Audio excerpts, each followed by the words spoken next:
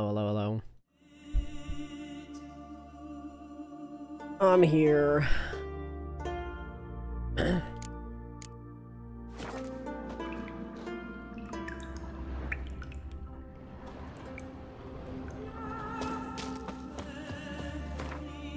He did the green cave thingy.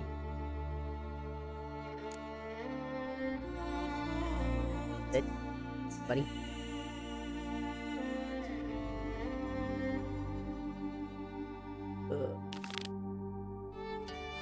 We got so many quests, that's right. We basically couldn't walk without falling into a quest. Is how this worked.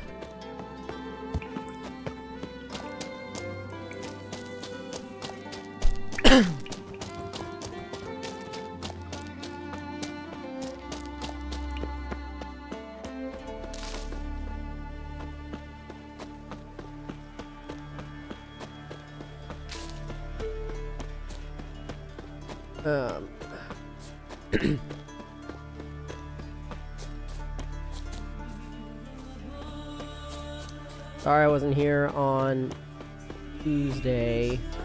Work has been kicking my ass.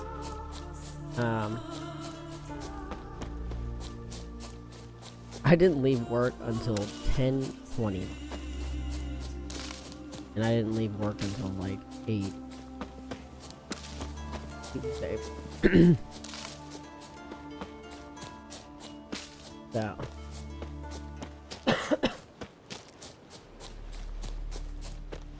I just didn't do that because I wasn't gonna rush home and be like,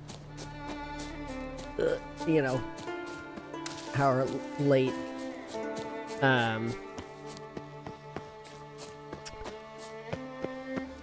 We just had like a bunch of really tough cases.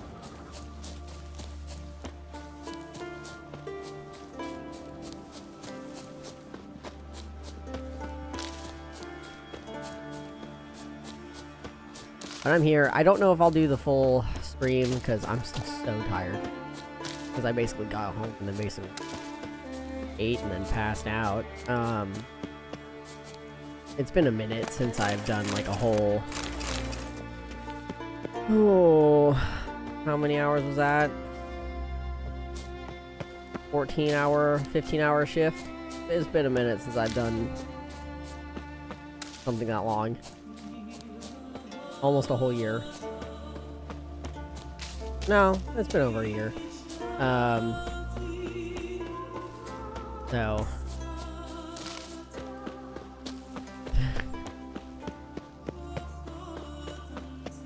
That was long. Hey, Green. Oh, we're back at the... Okay.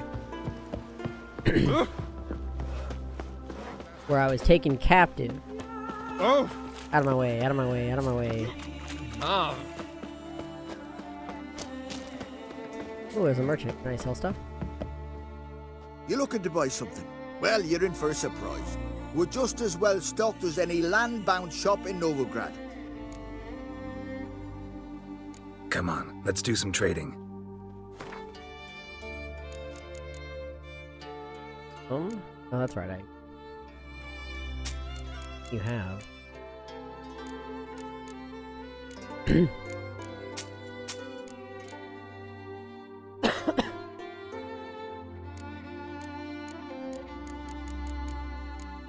I don't remember what roaches.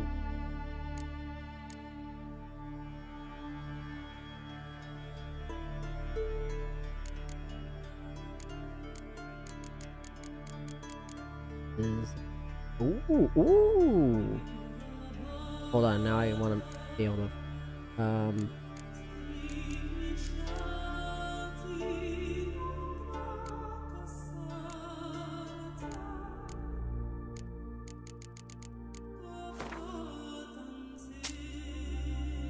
enough? Bada bing, bada boom, let's go. So long.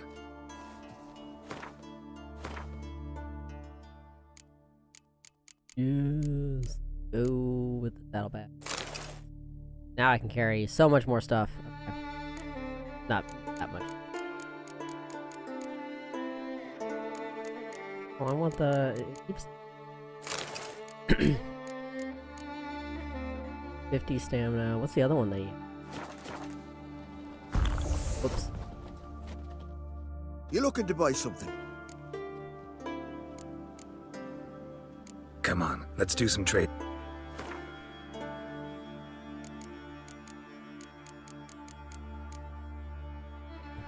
$41 gold for that. Alright, thanks.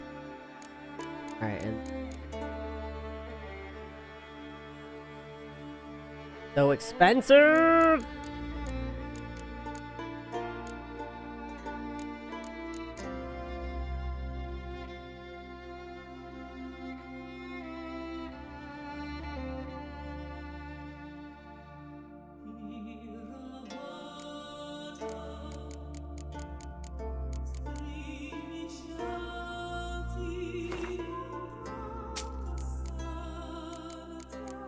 Whoop.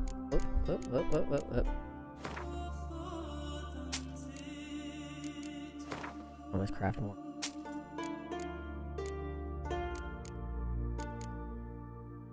Not be sold. Ah! Boo. I mean, probably not you.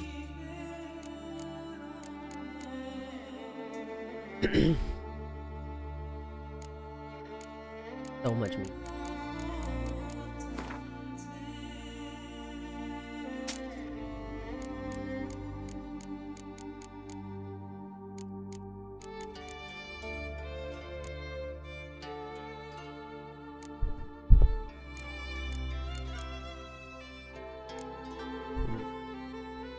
Roll for significant summer, dismantle. Okay.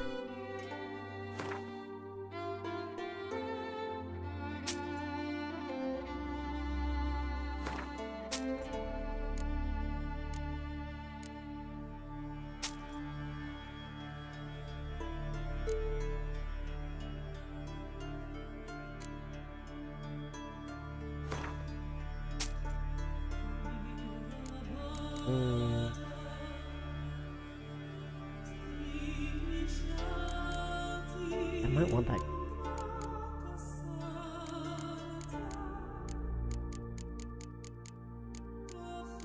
Oh, that's right. I gotta go to that bank at some point. Significant sum being 16 gold. Okay. Yeah, sure. I don't need this anymore.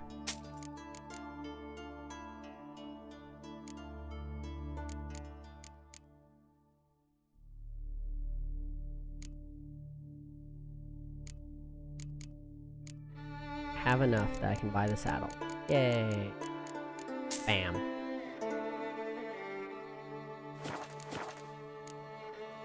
So long.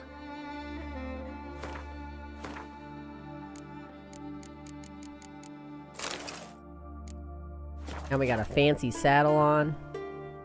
You looking to buy? Come on.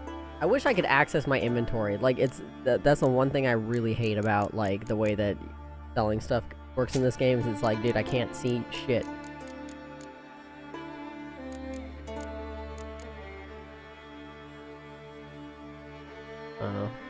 That could be helpful.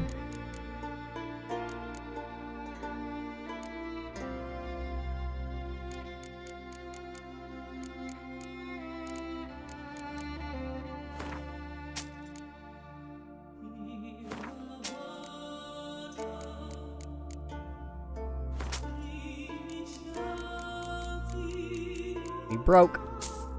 Go. So long.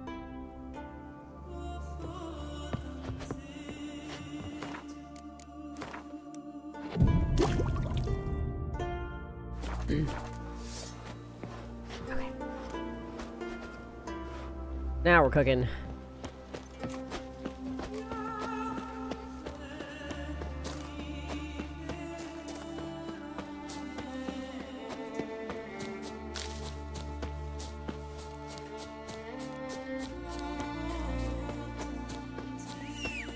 I got my fancy saddle on. Nice fancy cavalry. Oh, here. Look at Roach all decked out. Man, we're... Slower.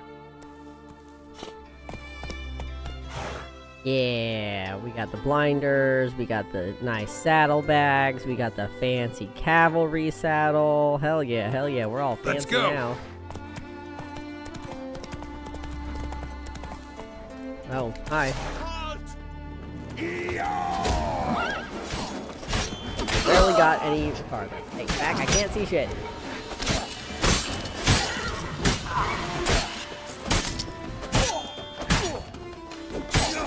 Got it. Got it. You know who you trust. Hi. Got it. Thanks, Roach. Hit him again for me. All together. Mac, I cannot see. Gotta lay down.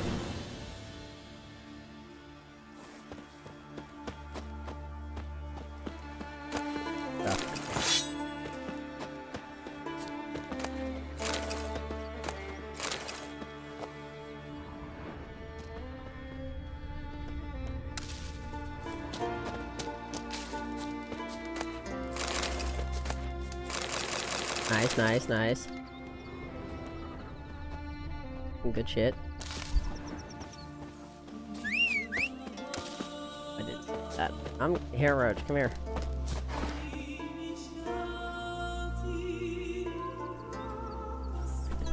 Max said, I need you to pay attention to me right now.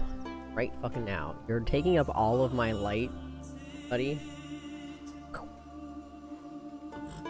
Nope. Can you please lay down?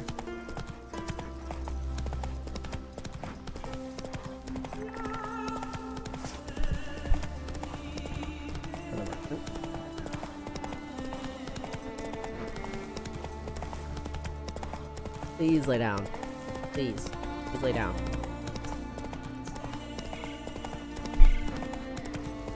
Oh, why did it do that? Shortcut.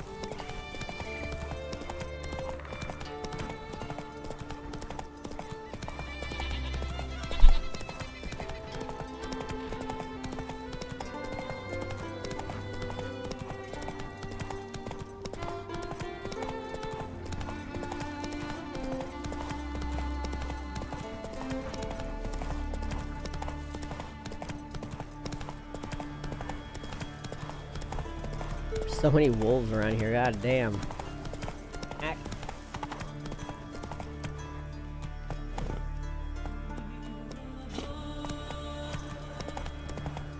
We serve her.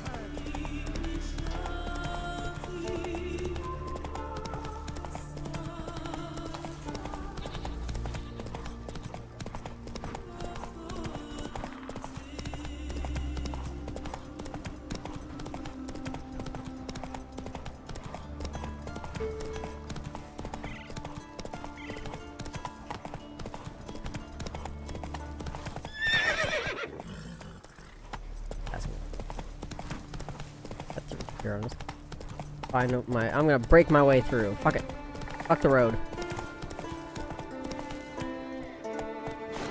Oh, just happened to find a marker. Bam. Right there.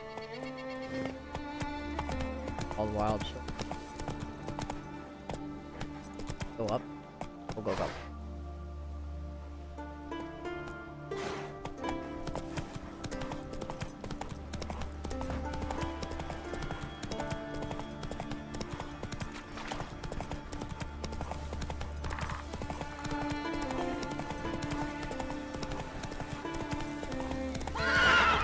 Run, Roach. Yeah. Does it say water hag? Binge hag. Okay. Come here. Come here. Ouch.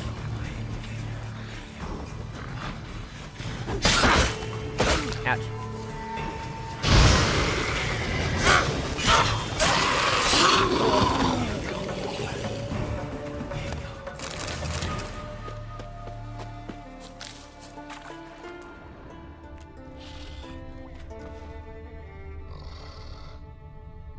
There must be a entrance around here somewhere.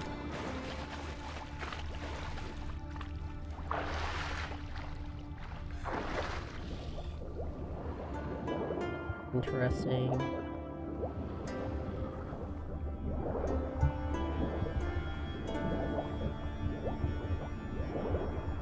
Really?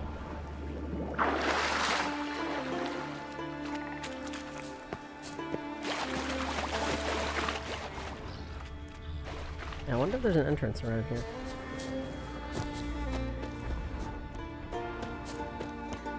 Or that, or it's over here somewhere. Ah. Ooh, guarded treasure. Alright, how bad is it gonna be?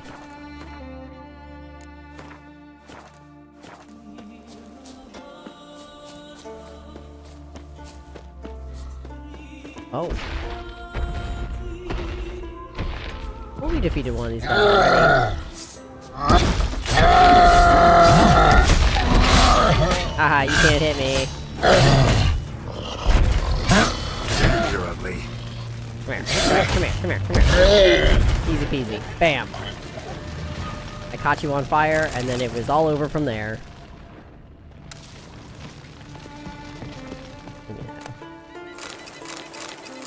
Ooh. Please tell me these are better. No! What about... Ooh, greater guard. Okay. Not even the sword's better. Damn it! That worked.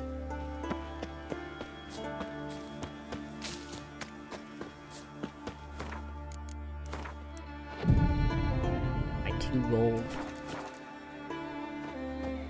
crowns, whatever.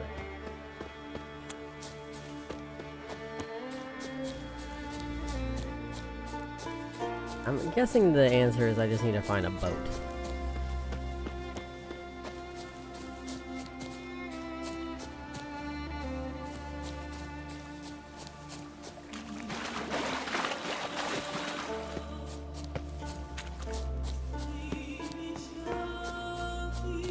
Oh, hi. Give us all you got. Come at 'em. Surprise!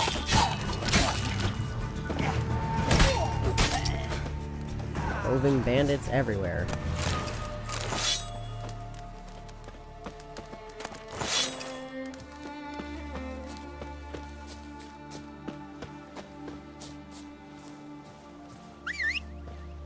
Do that.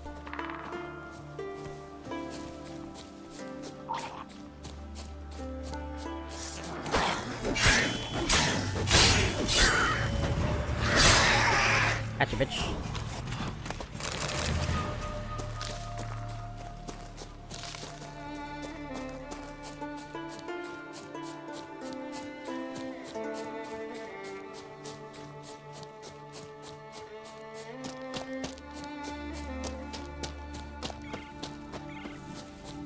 More bandits, more wolves, bear. Oh, 2 bears, holy shit. Not bad.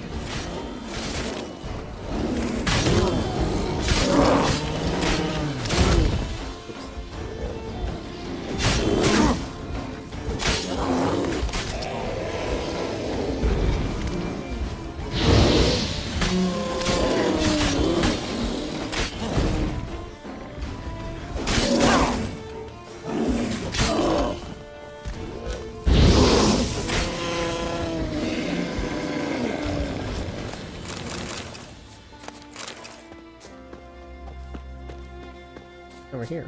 Oh, rabbits.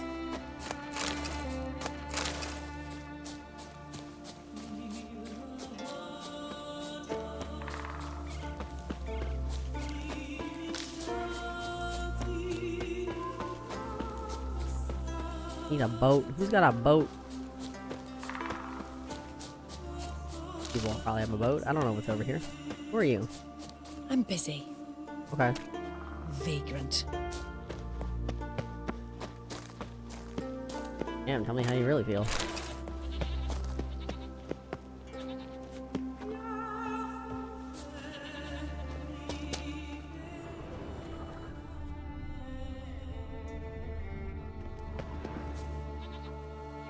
Very pretty area.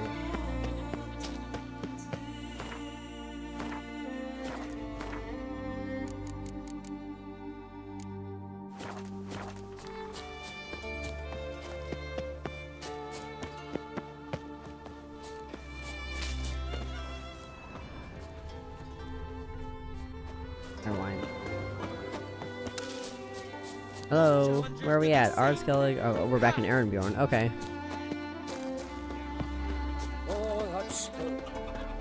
Thanks for the rest.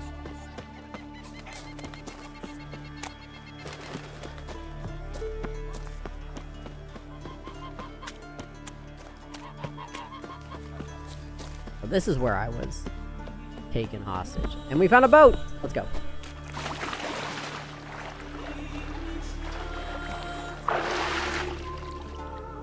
My boat now.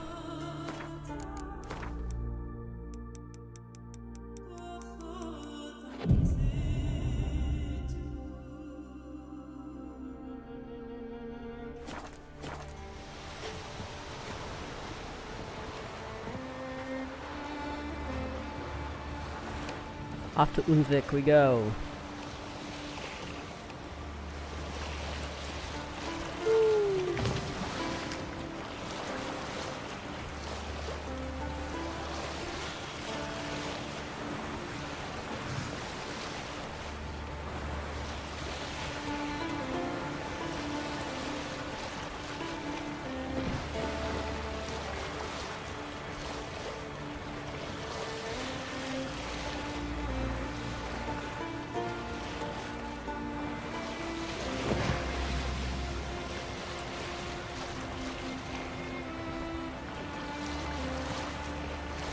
Ooh.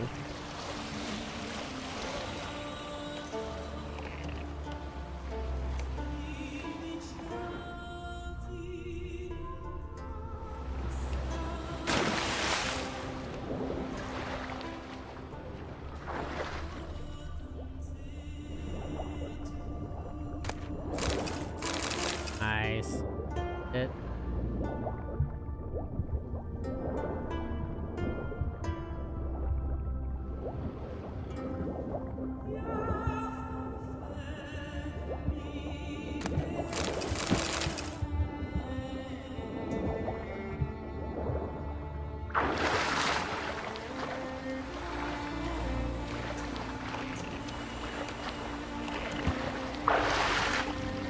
What do we get?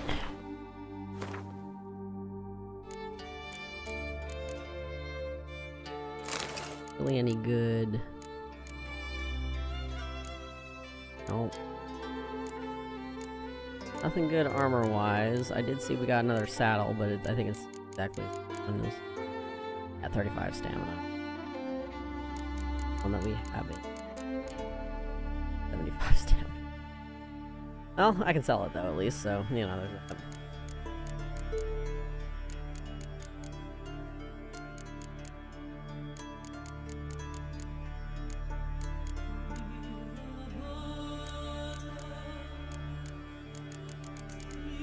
Oh, I should actually.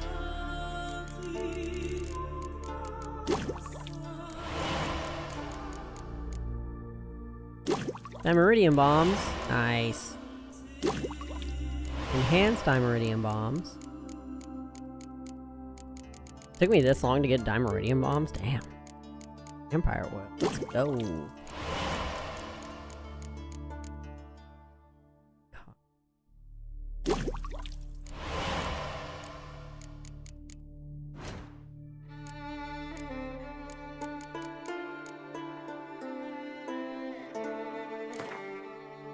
Put that right there.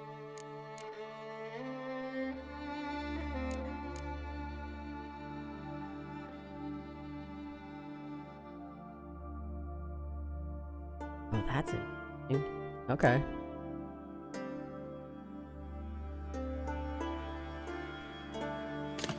Oh yeah.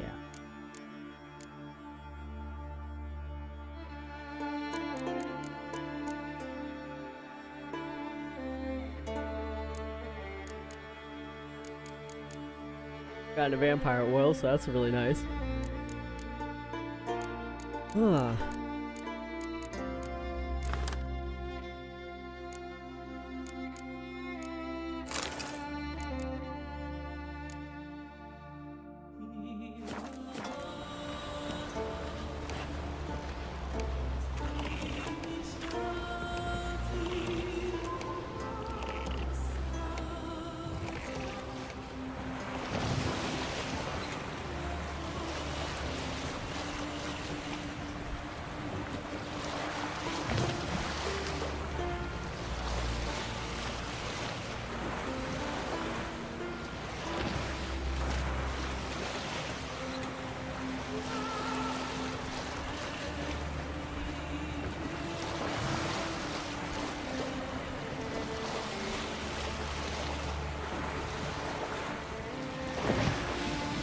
Still so goddamn far.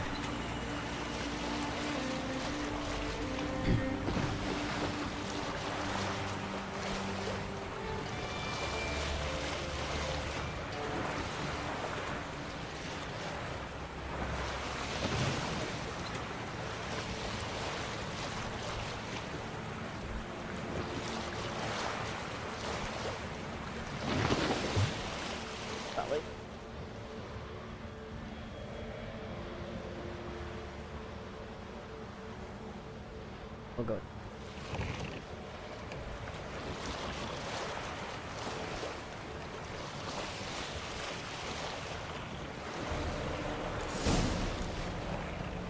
Oh, okay.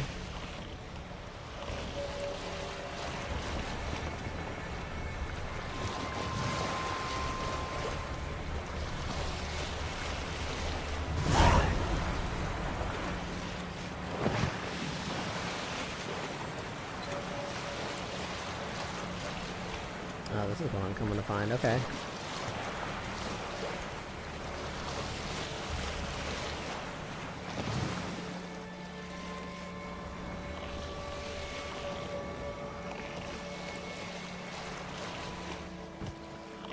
Oh, ripped my boat.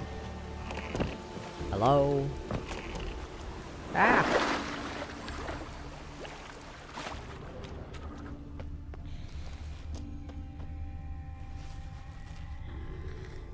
Alright, let's look at all the crabs.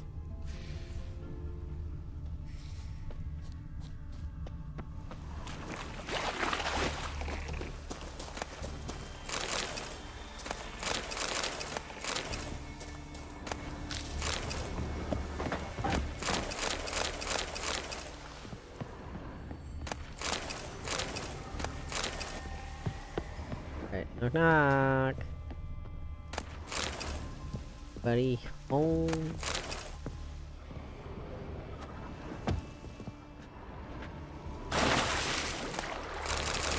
Let's see, that one's a good one.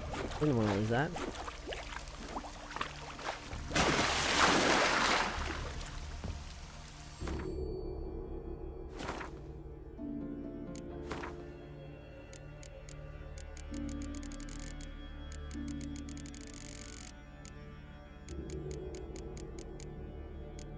Oh. I don't have any alkahest? Damn.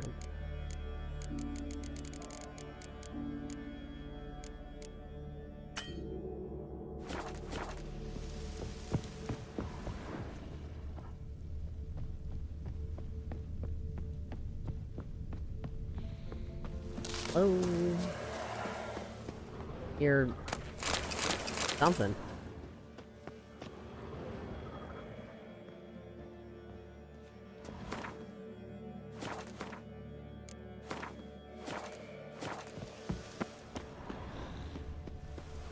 Looks like rain.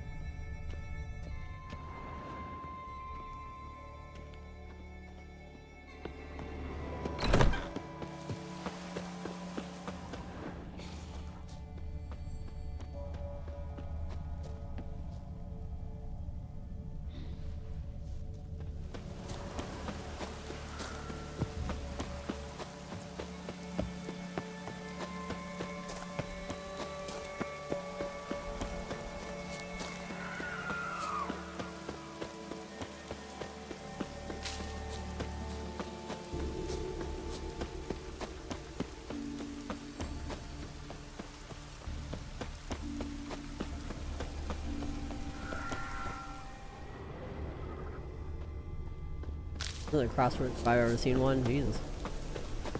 Ah! Oh my god, I almost fell. Almost died.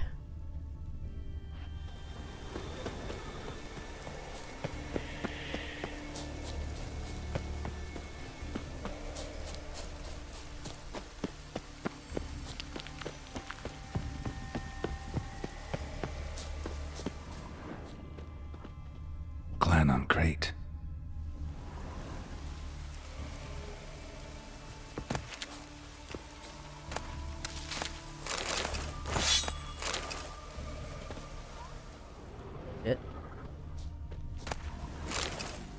Can't use it, it'll be help. Someone dragged a litter through here.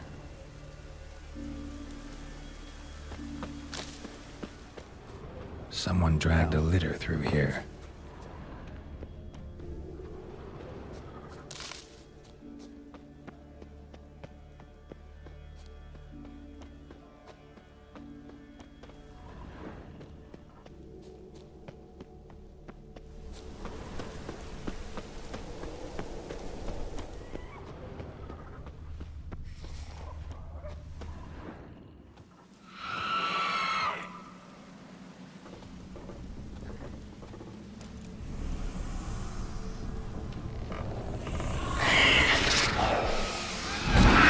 What's wrong with their faces? What the hell's happening? It didn't load that one's face. It was just the eyeballs. Oh, hello.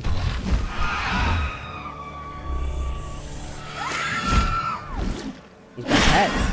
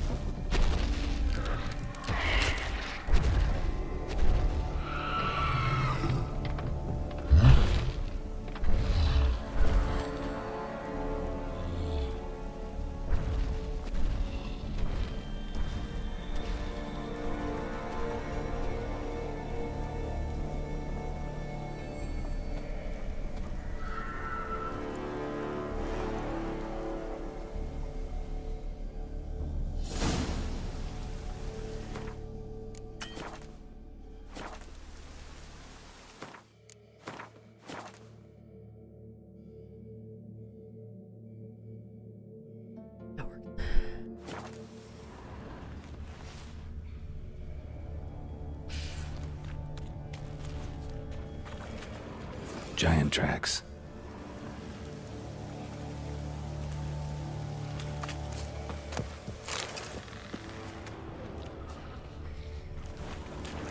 There. What? Lost your nerve? About to kill your pets. Why does it sound like Odin? To the modest abode, whose call with his pipe, to my two boys, my wife, to the alcove wherein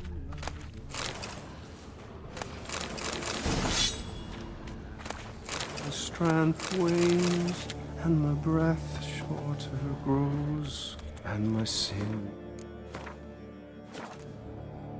is turned stiff, and my blood's coursing slows. Let's dance.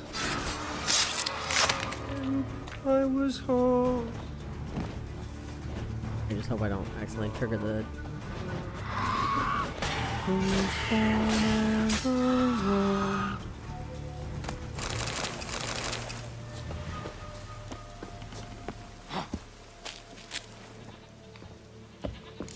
Knock knock. Who are you? I know that song. What are you doing here? Look, man. Another one. And so many times I've told him. What's that you say, Wilfred? Right you are. They never learn. Whoop. At least buddy. this one heard a song before he died.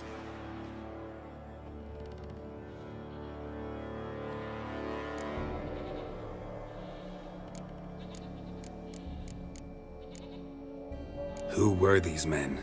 My crew. They swore never to leave me. Kept their word. Tall one's Wilmar.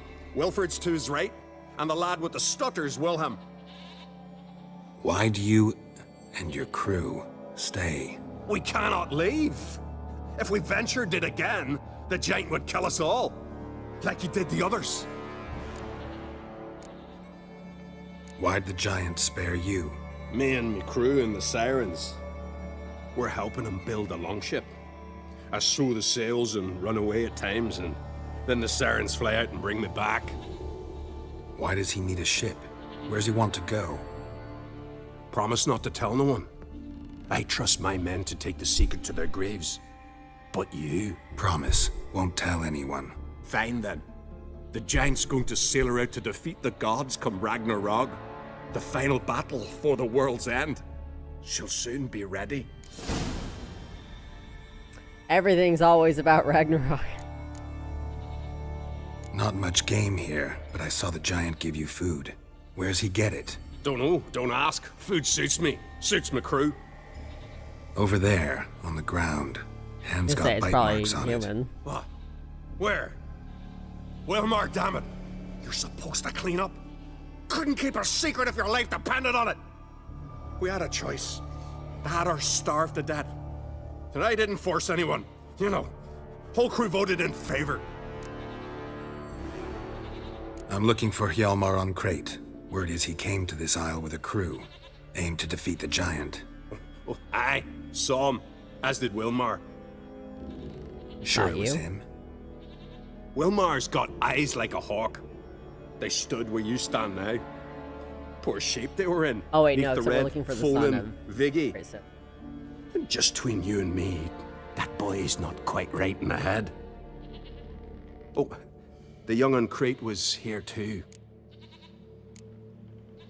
Remember when this was? When what was? When Hjalmar on Crate was here with his men. Oh, that? No, I don't remember. You might ask Wilhelm, though. Yeah, I'm totally getting answers out of that skull. Alright. They say where they were headed? Did they, Wilmar? Oh, aye. Aim to make camp in the old guard tower. Easy enough to find. Stands in the middle of a valley. Garden, absolutely nothing. Try to come back for you once I've found Hjalmar. Sound awfully sure you'll find him? Maybe you can kill the giant while you're at it. All on your own. They're the same to a man, aren't they, Wilhelm? All think themselves immortal. Gotta go. So long. Hey, if you really aim to return, mind bring me some solid twine. You're like to find it in the village. And nails. already have it. We're short on nails. Can you remember that? Nails and twine. I'll remember. Look there, crew! Wait hip! Oh, do I not have it? I should go. Fare you well.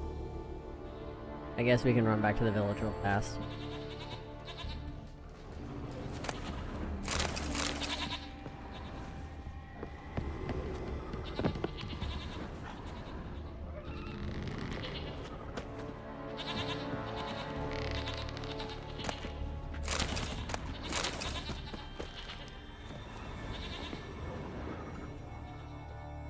Here.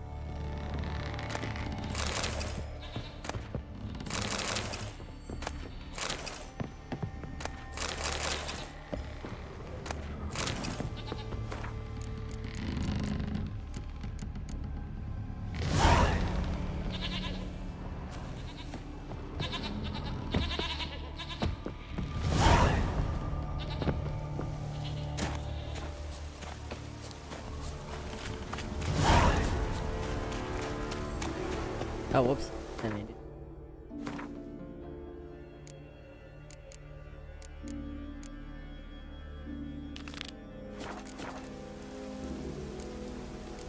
God damn.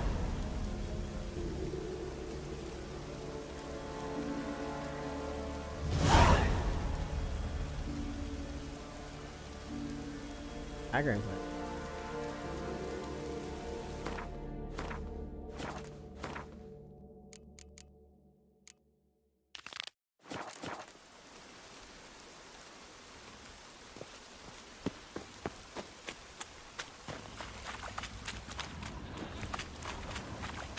Oh wait, no.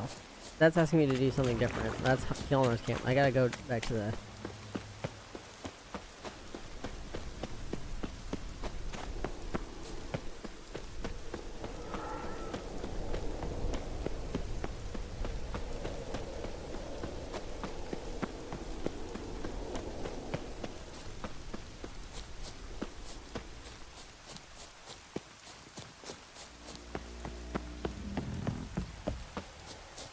Woo!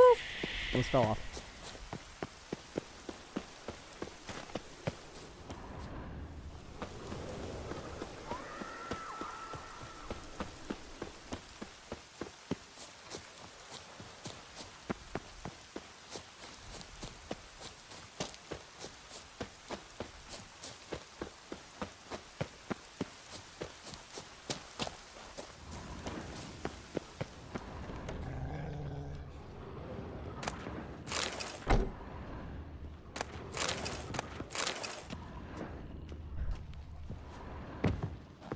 Oh, I'm gonna get stuck. Ah!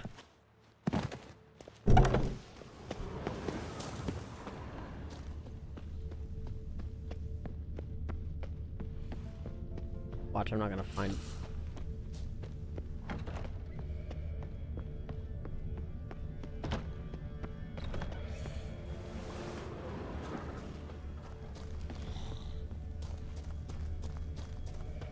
Nope.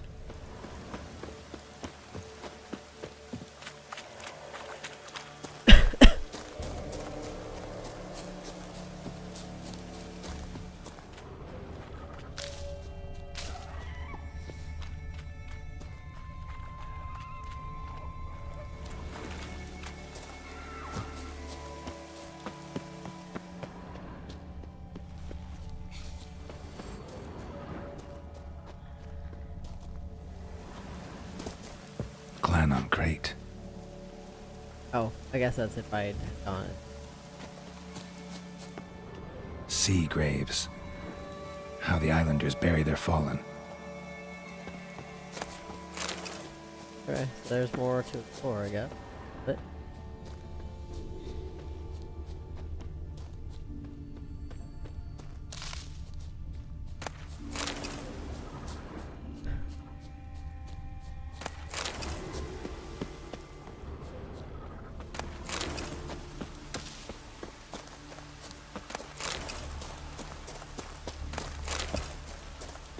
interesting.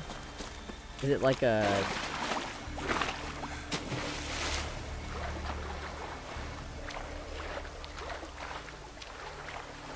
Yeah, one of those like ship things that you... Oh yeah, it's like where you build the ship and then you drop it into the water kind of deal.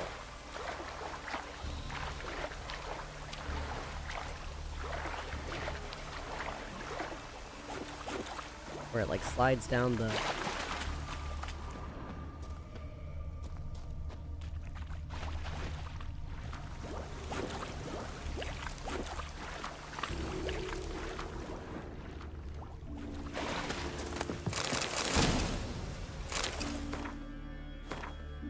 Piece of... Oh.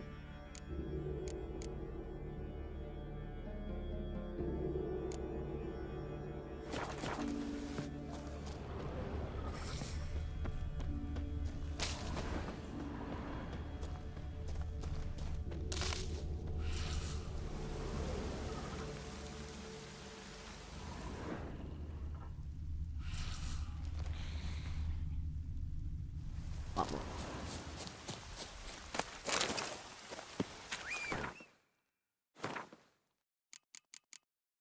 Nope.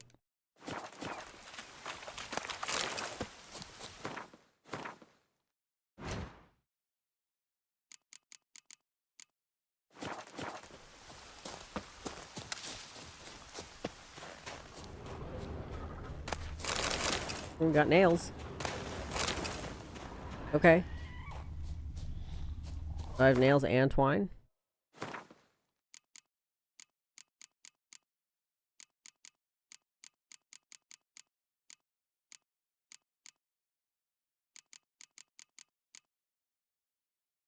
Racing horse blind. Oh, I know. Never mind. You missed quite a bit, I guess. So... I mean, I guess not quite a bit. So basically... I did a lot of shopping earlier. And... Then also, we sailed to Unvik, looking for Clan Crate's, whatever his name is, his son, Hjalmar. And he went here to kill a giant, even though supposedly giants don't exist. And then we sailed to Unvik, and we came across, believe it or not, a giant. And we killed the giant's, flock of sirens that he keeps as pets. He's also keeping a human as a pet because he's trying to build he has the human building him a longship so he can sail to go kill the gods at Ragnarok. Yeah. Yes. At least this giant doesn't have access to the internet where he can post the most unhinged things possible. And then, oh yeah, and then I was saying, sorry I wasn't here on Tuesday. Work has been absolutely kicking my ass. I didn't leave until like 8:30 on Tuesday, and then I didn't leave work until 10:20. I worked a 14-hour shift. Almost 14 and a half hours. Which we're not even open past 6:30. But we ended up having a case where we had a cat neuter surgery earlier that day. And well, some of it was like yesterday was just full of complicated cases, and then Tuesday kind of the same thing. So they just like also if people don't come pick up their pets after surgery, then that can keep us there because we don't run 24/7. So there's nobody to take care of your pet, so you have to come get it. But and a lot of times whenever they don't show up at 6, because they're supposed to be there at 5, but like if they don't get there until like 6:30 whatever, it's fine. But if like they haven't shown up by then, that's not good. And then people will give us the runaround where they're like, oh well, I'll be there in 20 minutes, and it's like an hour later. It's like, bitch, we were closed 2 hours ago, why are we still here? Anyway, so we neutered a cat yesterday. Pretty standard, but we do have some students who are doing an externship with us, which is pretty common, and they yeah, so it was a little more of a complicated situation.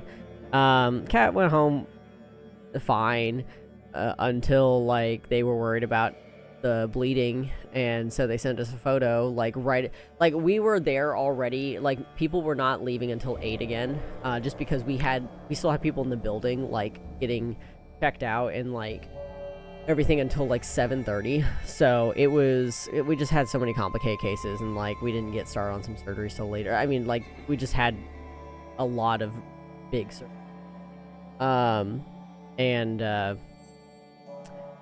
So it's an hour after we're supposed to be closing, yet somehow we're still like, oh, let me, or we were just checking the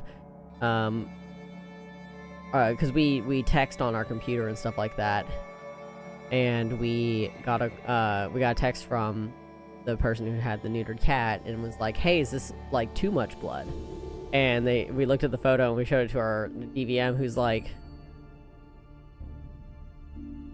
yeah, we should check it out. I'm willing to stay. I'll stay and check it out. But we were like, well, if we have to go in and double check, like, we want to just see if if there's any like issues or whatever externally, and then otherwise, when they neuter them, they literally tie the tube into a knot, and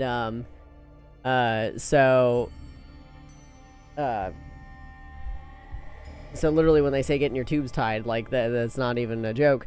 And they were worried that it slipped, so we're like, well, great, now we might have to do a surgery like after we're closed, and we only had like a handful of people who still there, so like this student and our DVM and a few like other like med staff stayed, and we checked him out, and I stayed. I sent all my front desk people home because I was like, I'll just but we were worried about like, I was like, I'm not making med staff deal with all the financial stuff. They don't know how to do that. And so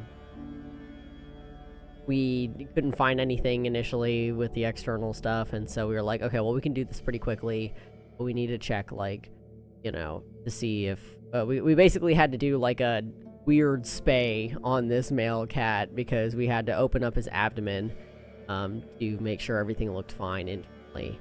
And everything was fine. The main thing is that his scrotum had, like, enlarged, what we think enlarged, like, blood vessels. And so they were just, it's impossible for us to, like, really find in the scrotum and stuff like that. So it's just, like, they packed some, like, you know, like, powder and stuff like that. Like, clotting powder and stuff, and sewed him up all good. But oh, I got a macabre one if you really want to hear it. I got some interesting ones that have happened that don't really bother me, but you know, a lot of people don't want to hear about stuff. But yeah, so, like, anyway, we you know, it sucked because we were there till 10:20 and it turned out he was fine. Like, he you know, could have gone home and been fine. But the good news is he was fine. Like, we didn't have any issues, we didn't have any complications. It's fine. But that was the main thing, is, like, the reason why we even opened him up is, like, we don't feel like, because we can't figure out if the knot's still tied or whatever.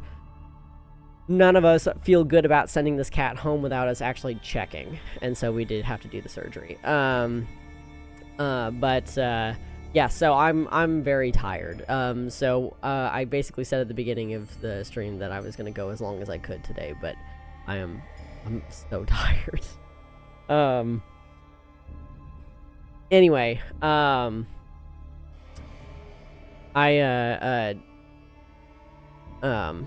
oh, right, the other story real fast.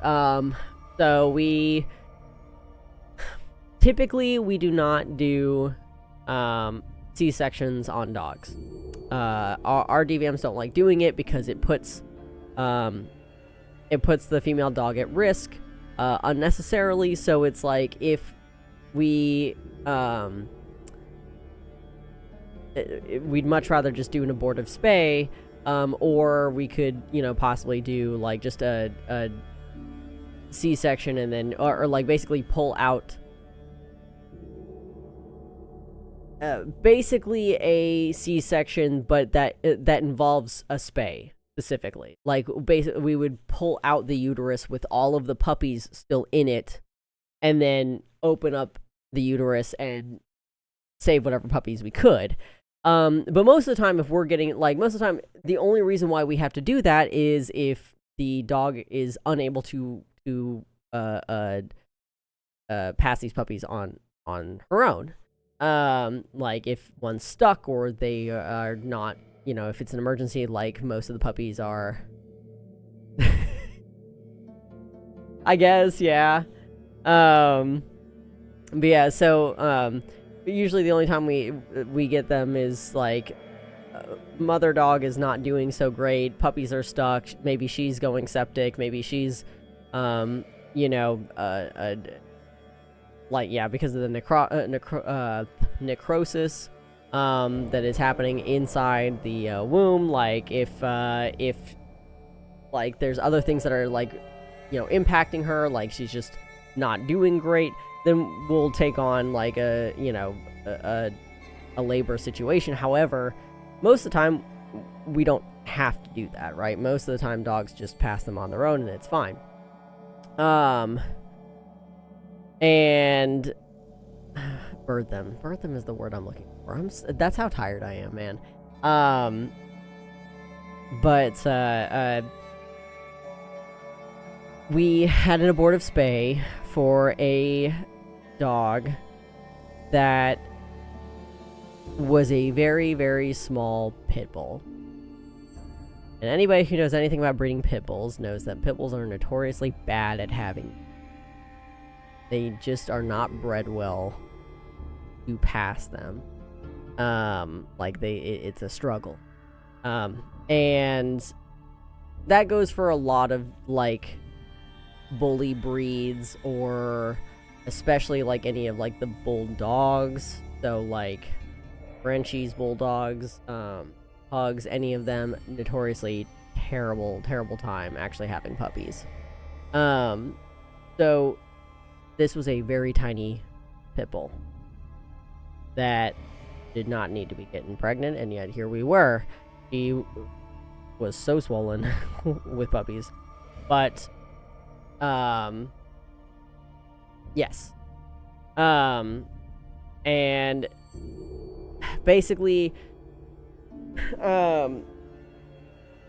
owner had found the dog having the babies, was not really prepared, but he could tell that she was having difficulty, and eventually saw that there was a puppy, like, stuck in, like, halfway coming out of her. And, puppy was not moving, was not showing any signs of life. He ended up taking him to an ER, who ended up actually sending him to us. And in between then, like, going to the ER, they basically saw that the puppy was deceased, and that this was going to turn into, like, something, especially for our cost effectiveness, like, this was basically going to turn into a C-section or an abortive spay. And we specifically told them, hey, we only do abortive spays in this instance because she's clearly not doing okay. She's already had one dead puppy, and apparently the labor had started at like 4 a.m. And this was like by 12. So it's like, like, puppies, if they have not been birthed yet, are most likely dead. Like, they most likely have suffocated already. So at this point, it doesn't matter. We need to make sure mom's okay, and we need to either, again, rip out the uterus, or we do an abortive spay just in general, where we don't even try to save the puppies, right? And so eventually we got to a point with the owner where, because they didn't really want to do the abortive spay, we, were like, hey, look, we will try to save whatever puppies we can, but our primary focus is on your dog. Like, she will never be able to have puppies again. Like, it just is what it is. She does not need to be having puppies, to be honest. Like, she should not have been bred. We didn't tell him that, but, like, she shouldn't have. And it was an accident, but, like, part of the main reason of why she couldn't birth these puppies is the fact that we could tell that the male dog was bigger than her. Like, significantly bigger than her. So these puppies were way too big, which is why she was bloated. Like, they were so much bigger than her. So she's trying to pass something that's like trying to, like, the equivalent would be like us trying to birth like 16 to 17 pound infants, right? Like we're hitting the 20, it's like, oh no. That's it, it's you could technically have a baby that big, but, like, it ain't a good time. So yeah, it's so basically, first puppy's dead. We go ahead and do the C-section. A lot of our med staff was trying to get the puppies to wake up. All 5 that I saw did not make it. Well, actually, I don't even have to say. All 6 that were there did not make it. Because it was the one that came in that was deceased, and then the other one, and then I don't remember how many. Basically, like, all of them were deceased. But one of them had still been, like, stuck, like, in the vaginal cavity. And the only way that we could get the puppy out of the vaginal cavity without harming the mother was we had to decapitate the puppy. And then basically, and on top of that, we accidentally dropped the placenta, which was black and necrotic at this point, and it exploded and splattered everywhere.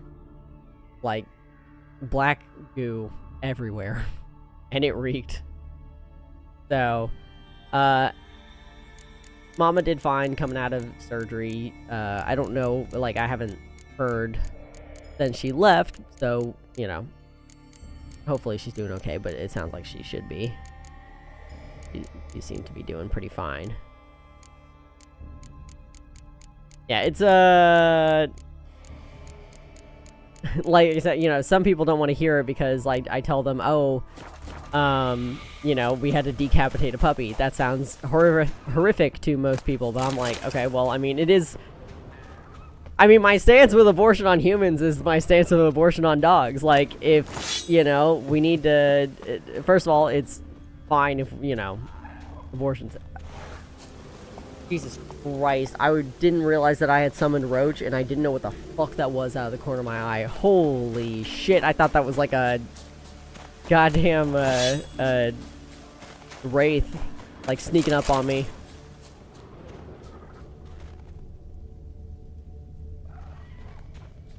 Yeah, I mean, it was definitely, like I said, no survivors, unfortunately. I mean, we did try. Like, there's only so much you can do. Yeah,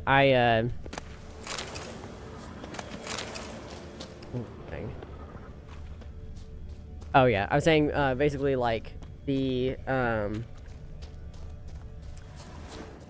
my stance on abortion with puppies is the same as my stance on abortion with humans, but especially because, like, our point was, like, hey, we're gonna do what we can to save the mother because you know, this is your dog, like, there's no reason for this dog to die for puppies we can't even guarantee are going to survive, so we're going to do everything we can to save your dog, so that way we don't have everybody, you know, die. And it's like, that's exactly how, you know, it works with humans. That's the whole point. Like, ideally, you would want to save the mother because she can always have more children, but, like, you can't regrow their mom.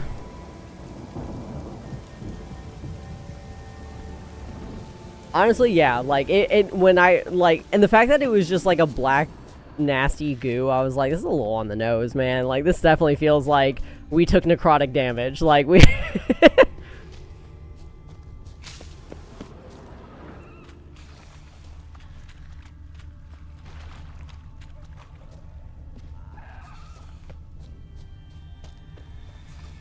trying to think, I mean, I've seen, we currently have a animal abuse case,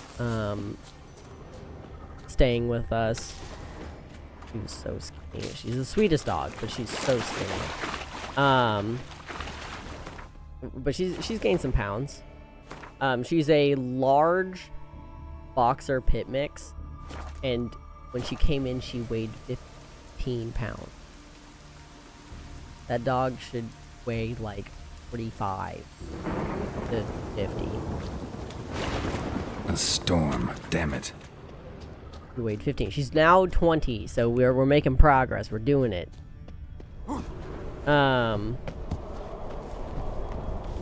But I recently saw, actually the same day as that fucking, as the C-section or the abortive spay, the same day as that, we did have somebody who came in to do a euthanasia, and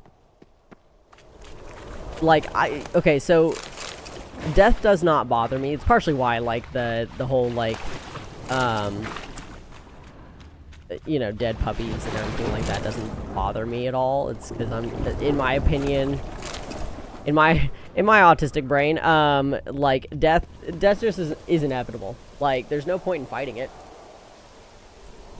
And there's no point in feeling, like, necessarily sad about it either. Like, do I want to die? No, but, like, you know, like, when I found out that my, granddad had passed, like, my immediate reaction was just, okay, like, we had already been saying for the last, like, 2-3 years, we, you know, expected this to be his last year. Eventually, that has to happen. Like, we're sitting here waiting for it, so why are we acting, you know, surprised or horrified or, you know, upset? But, like, you know, you should have had that time to grieve in the last 3 years. Now, granted, okay, being a little exaggerative, like, I totally understand why people are upset. However, it's one of those things where, like, it just doesn't bother me as much. I was gonna say, like, I remember hearing that. I was like, I know I heard that quote before, and I do agree with that. Yes. Like, you know, like I said, I understand why my mom's upset. It's her dad, you know. But also, like, I feel like there should have been maybe, you know, there should be an understanding of, like, it's not that surprising. Oh yeah. I like those guys.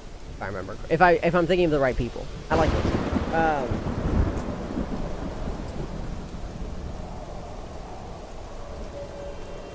So, that being said, I've told the clinic, like, hey, I can do, you know, I can totally do them. I won't, you know, say, you know, no to doing them, but, like,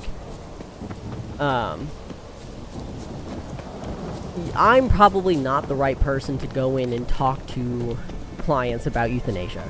Like, whenever we go in and we've done, like, the you know, I don't have to explain anything about the euthanasia. I just have to ask, like, what do you want, like, what cremation package do you want? Do you want to take the pet home? Like, do you have a financial, like, you know, like, are you going to be able to pay for this day, or do we need to look at financial options? Like, those are all, things that we, you know, have to ask, and it's tough because I do my best to, appear empathetic and, like, you know, sound appropriate, right? Like, and sound like, you know, not callous. Like, I'm trying really hard not to be super callous. I'm not continuing with that. And I'm trying really hard not to, like, come off as, I guess, just blunt and like I am being fake, right? Like, so I haven't learned to mask properly when it comes to youths, because I just don't know how to do that. Like, I don't know how to, and that's not to say, like, I've never cried so hard at my,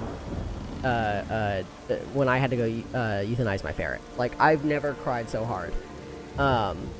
So I do understand that. I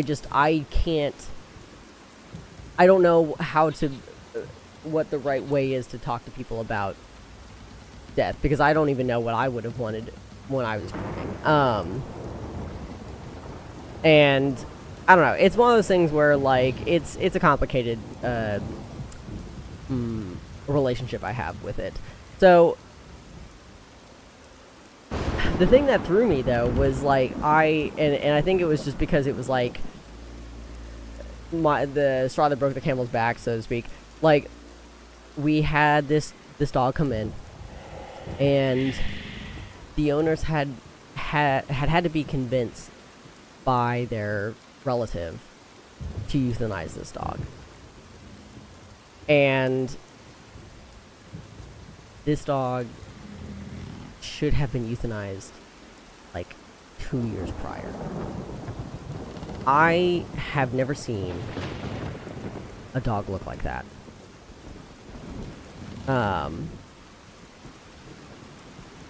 This was a relatively medium to large sized dog who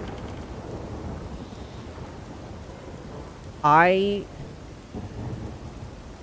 imagine a dog curled sideways into a shrimp, into a nice little C shape, like it's facing its own tail.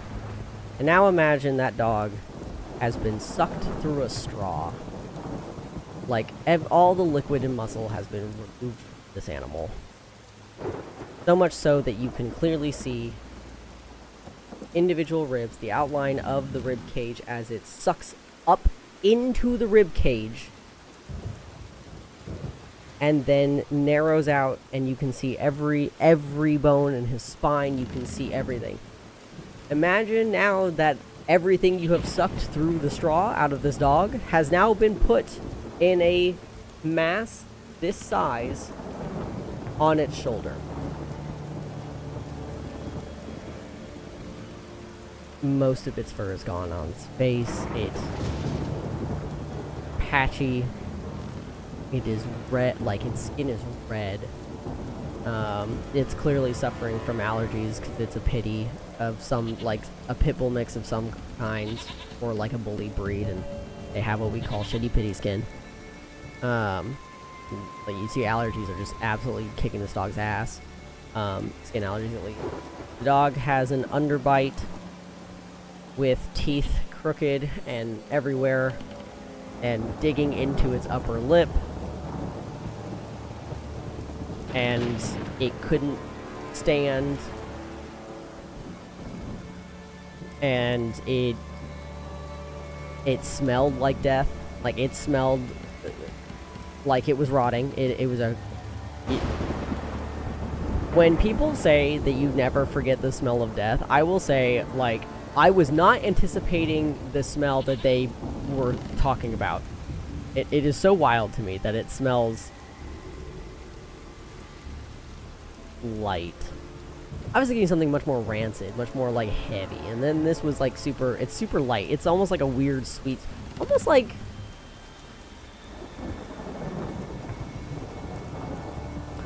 like a rancid, yeasty smell. Is, I think, probably the best way I would describe it. Anyway, like sour and yeasty and just ugh. Anyway, so yeah, it was. I've never seen a dog look like that, and and what made it worse was the fact that this dog couldn't stand. We had to help the dog inside by picking him up and putting him in our wagon, bring him inside. And this dog couldn't move so much. I actually had to climb through the owner's car. Like, I opened the other door. The other person that was helping me was on the other side. And so I had to get into their car and lift up this dog from behind, and then crawl in through the car with this dog in my hands till we got it in the wagon. And then I could finish climbing out the other side and had, like, that was the only way we were getting the dog in. So I had to put my hands on this dog. I had to, like, actually, like, put my arms around this dog, like, multiple times to get him out or, like, comfortable, whatever it is. And between that and, like, the situation with the abortive spay was very stressful because of the owner. And so I'd already, like, had a lot of stress happening because med staff is stressed, this person's not, the owner is stressed and not happy with us, and, you know, we're trying to just get moving with this, and I'm stressed, and now I had to do this. I had to, like, I was like, I gotta go. I gotta be right back because I'm, like, upset looking at this dog. Like, I am so upset looking at this dog right now. Like, this dog should have been euthanized so long ago. Like, I don't know how you... And the fact that the owners had to be convinced. Like, that was the thing that just was crazy. And it's just, you know, I understand everybody has different, you know, feelings about death and different feelings about animals, different feelings about their dogs. It just is so crazy that you looked at that every single day and said, no, it's fine. This dog should keep trying to live despite having clearly a giant mass that is clearly cancerous and killing this dog, and this dog can't even stand. I guess, yeah, where they just get so used to it, and, like, but I just, like, I don't know how you can, like, I don't know. Like, when I euthanized my ferret, when I euthanized Tyga, I knew it was coming, right? Like, he's 6 years old. He is not eating as, like, he was starting to not eat as much. He was sleeping a lot more. Like, he was much less active for a ferret. And, I mean, ferrets sleep a lot, but he was almost only sleeping. He would basically sleep, get up to go poop, and then sleep. And so I, like, knew it was coming. But it wasn't until, like, he stopped eating, like, almost entirely, like, he just stopped. I was like, nope, we gotta go. So he was losing weight, but he certainly was not skinny. Like, I mean, he basically had lost his male ferret fat, which is like where they basically ferrets are basically dick shaped, where they're a lot wider on the bottom with the balls and then narrow out. That's basically, he just lost his balls. He shrank, right? So he was losing weight pretty quickly.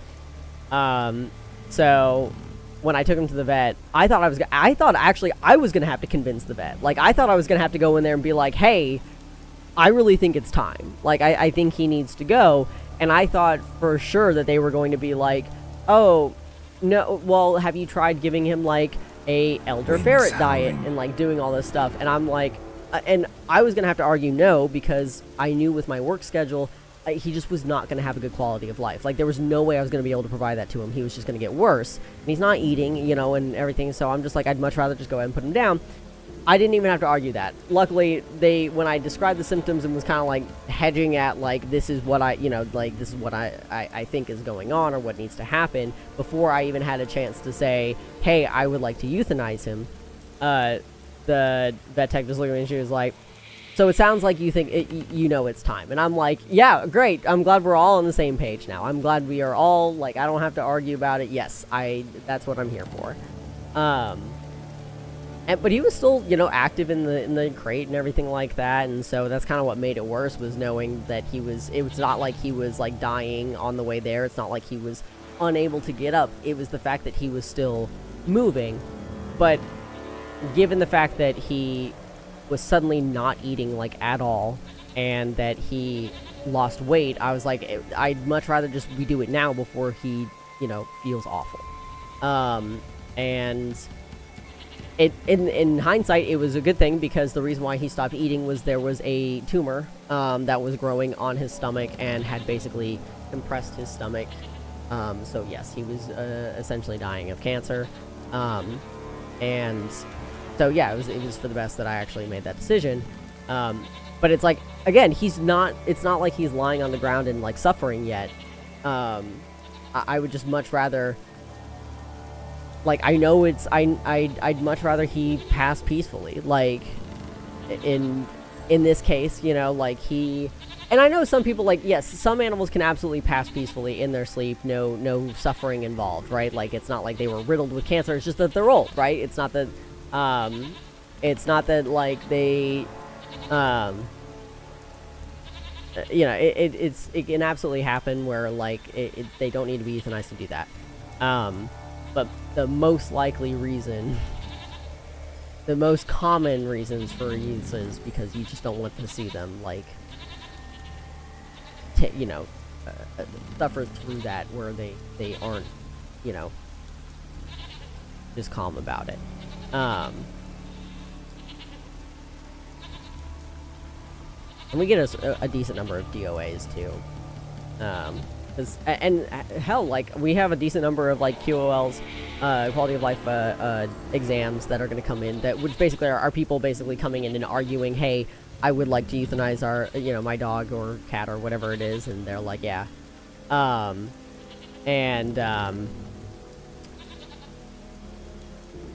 Hey bot, you're interrupting my story time. Fuck you.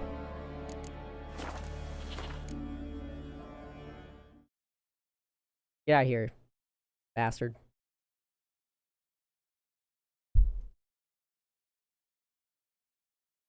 Anyway, what was I saying? See, now he's ruined it even more. I don't remember what I was saying. Something about oh, quality of life, right? So that's when they actually do have to come in. They have to argue, hey, I want to euthanize my pet. And most of the time our QOLs end up actually just turning into DOAs, where they call us and they're like, hey, my pet actually already passed, can I just come in and bring him? Because we serve as a drop-off location and pick-up location for the cremation place that we use.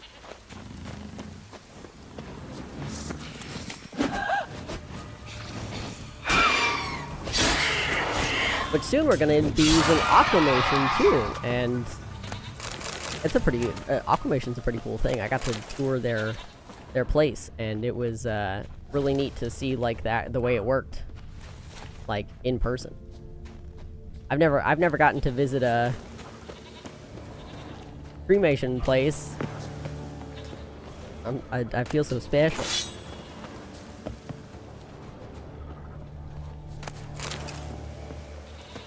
Yeah, so aquamation is...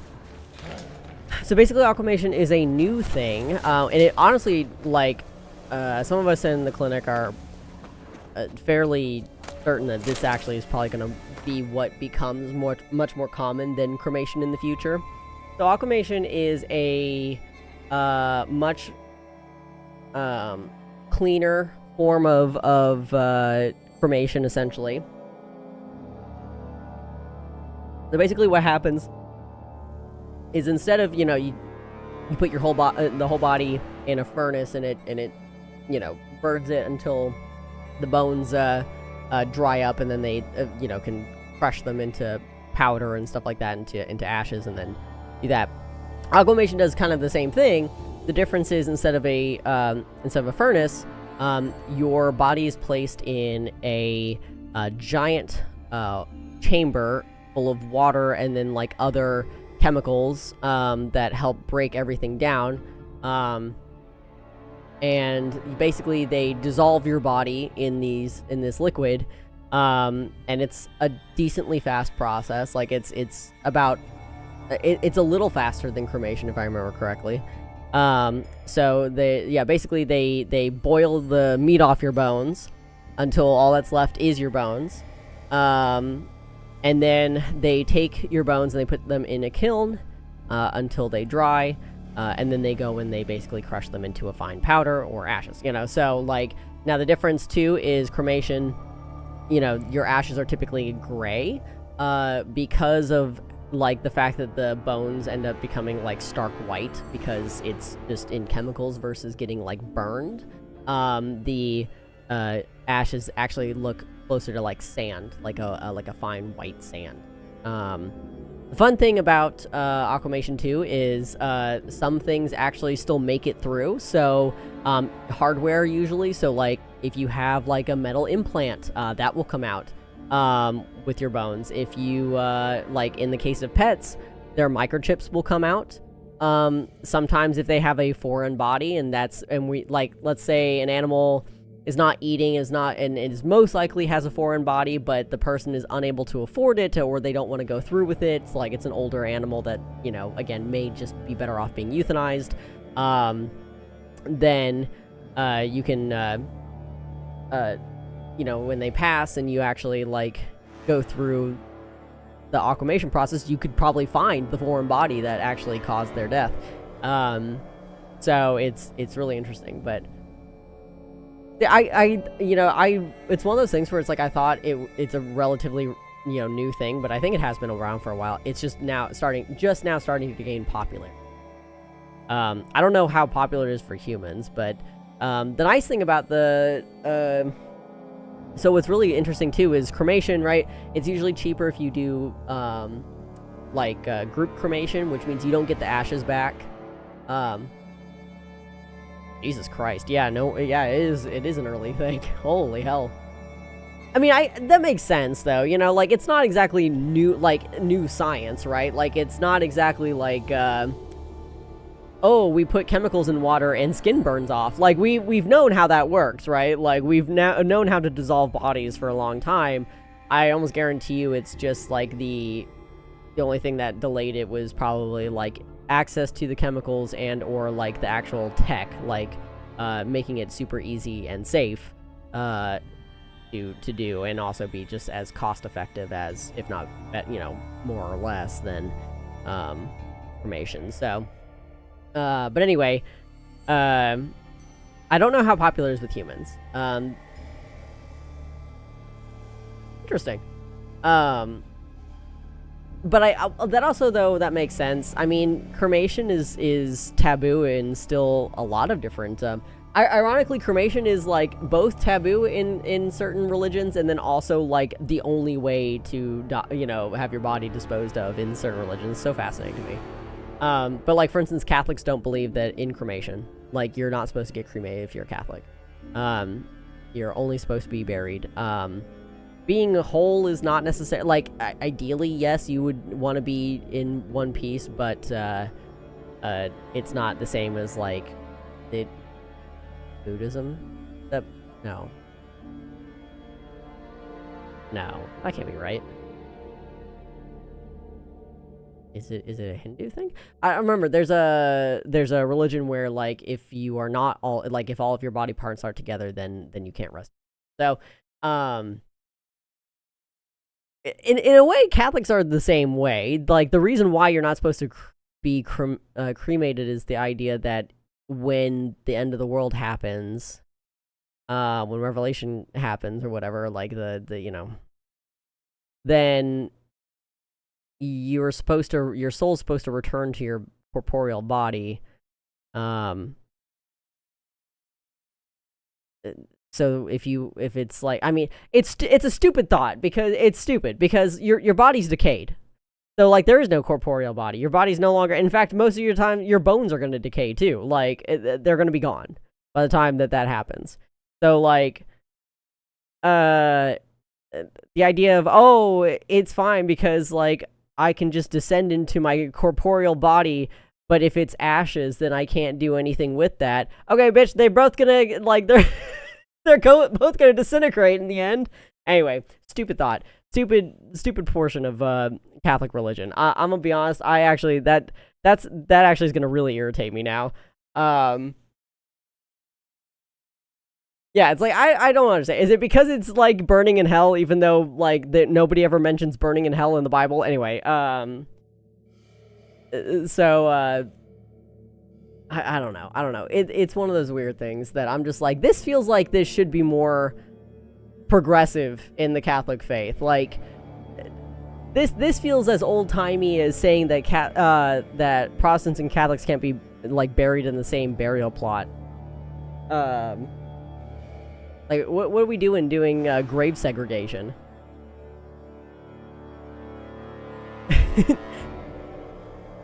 Carcinization stands firm. Everyone become crab, or shout out by crab. Everything return to crab. Yeah, it's a stupid thing. But yeah, I actually probably like the fact that cremation has not been like a super popular thing up until maybe recently, and then like this being a little more complicated is probably one of the main reasons why it hasn't been more popular or used as much. But yeah, I've never heard of humans getting acclimated, but yeah. And the nice thing too about, and it's, you know what, it's probably because of size issues. You'd have to have a really big vat to put in multiple people.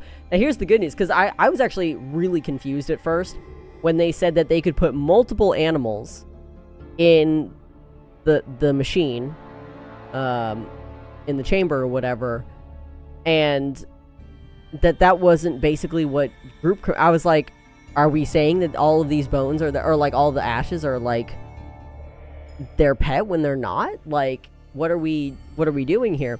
No, it turns out like they have compartments, so they put the bodies in these compartments, like so they can do multiple, and then at the end of the day, because your flesh isn't sticking around, it's just your bones. The bones sit in these compartments, and then they dry those out and then individually do those, so they will still have all the bones together and separate.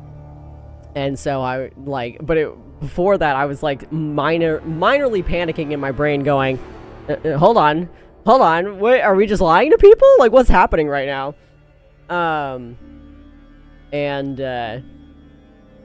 Yeah, so it was just interesting seeing, like, yeah, you could fit, like, this baby right here can fit 10 whole guinea pigs, baby. Let's go. Actually, that's very small. 10 guinea pigs, 15 hamsters, an iguana, and a dog. Nah, you could probably actually fit. No, I'll say a dog.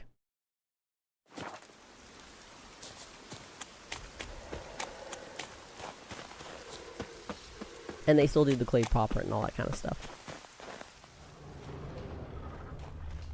Hjalmar's encampment. They were attacked.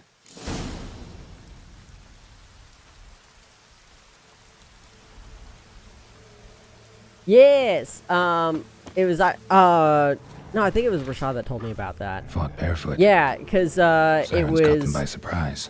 like this big like money laundering thing because they were like trying to pack as many bodies in there as possible and like putting bodies on top of bodies, and there's like Scavengers a whole bunch got of to this one. other like they were like buying things out. I don't remember all the details, but I do Taken remember by hearing. surprise. I didn't watch it, but They fought off to attack out my friend north. showed They me need more clues. or told me about it. Search the perimeter. 2 people came through here. Separately. These tracks are older. Somebody left the camp before the attack.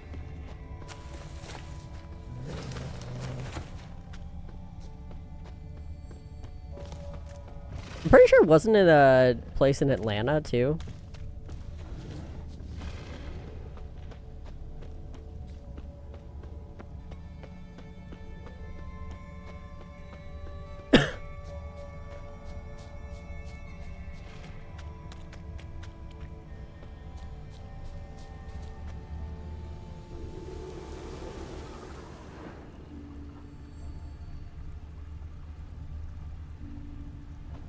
Pasadena. Okay. Landed smack in Yeah, a knickers lair and cut I the do beast remember that down. like there Hardy was like a folk, whole these bunch of Skelligers.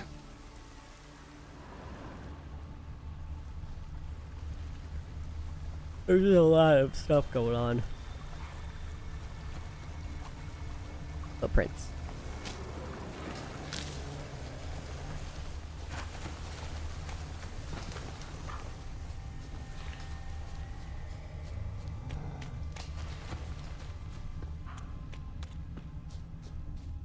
Okay. I might like One honestly arrow my in my each. next thought was like I eye. sat there and I was like, well, maybe it was California, but I was like, I'll just leave it at that because for some reason One I also arrow was in pretty each. confirmed Good like eye. pretty confident about it being Atlanta. 1 arrow in Oh. each. Good eye. 1 arrow in each. Good It eye. says 2 different examines on the same body. Why? And then you tell me the same thing?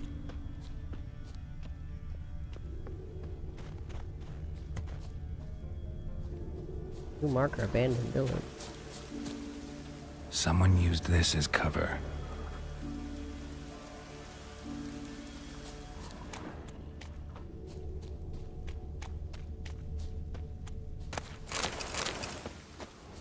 Speaking of ashes, all I'm getting around here is ashes. God damn.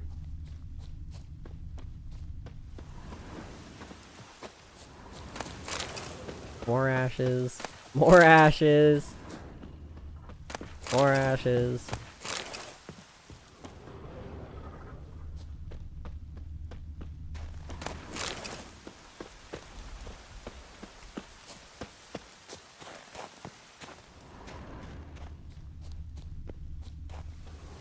Got hit good.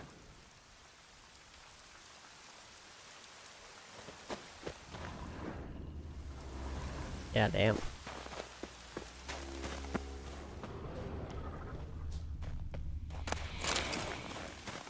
Lost a lot of blood. Couldn't have gone much further.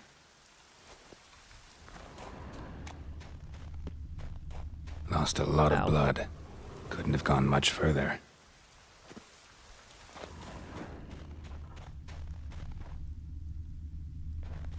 Yep.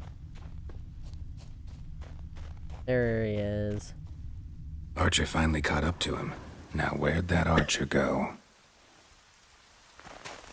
Must be one of Hjalmar's men. Now where'd that archer go? Where were you? Oh, okay.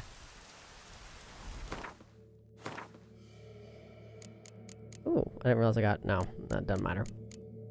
Useless.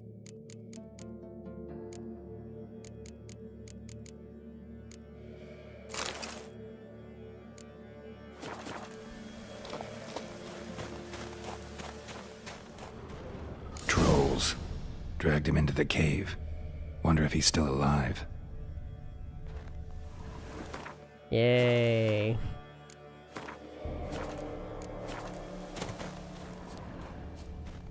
Archer was wounded too.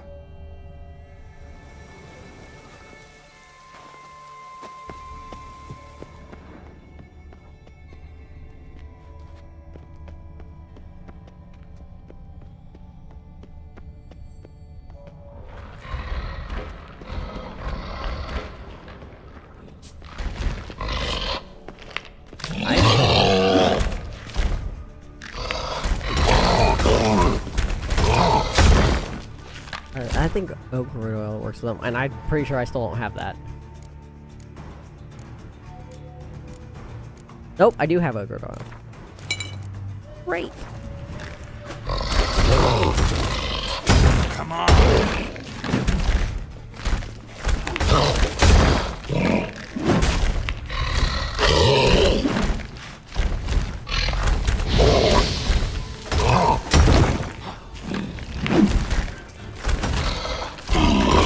Can you get down from there? Can you come over here? I don't like you being up there. It's very annoying. There we go.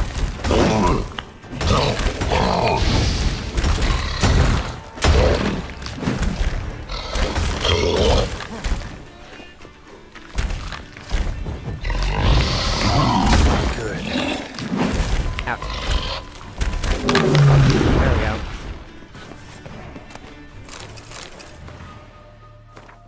Not inventory, I wanted,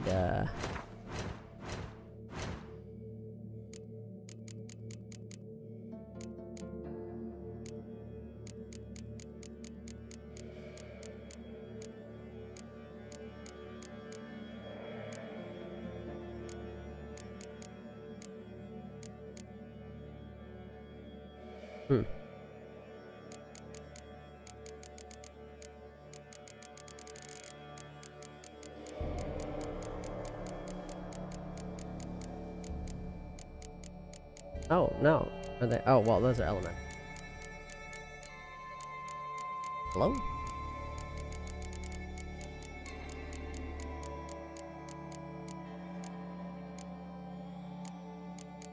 Oh, there. I literally hovered over it. I'm so stupid. Yeah, ogre oil and then Quinn. Okay, good. Well, it didn't seem to like Igni either.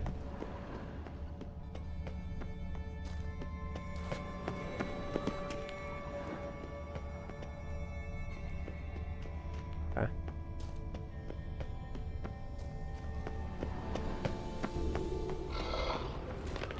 Hi there.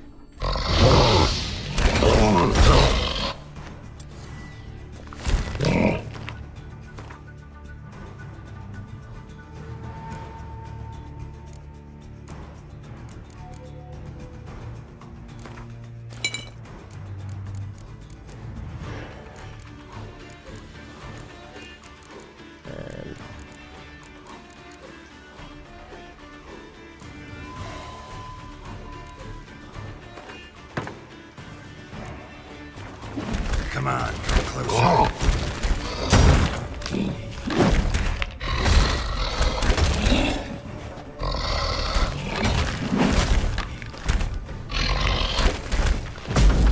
Oh, that's not the one I wanted to use. That stench.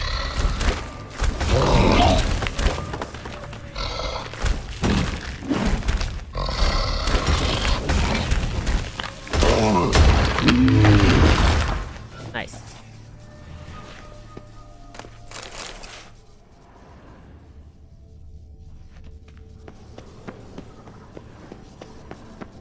Ooh. Down there.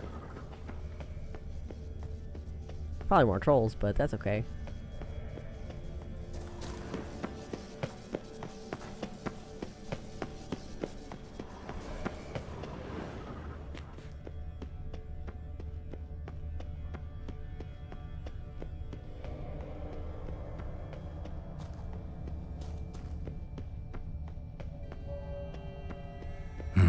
Something cooking over there. Cooking.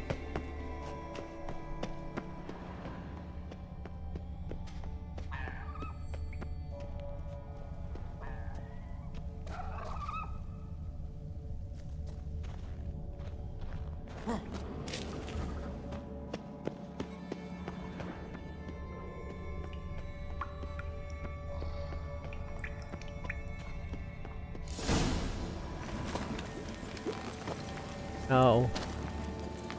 They're eating him.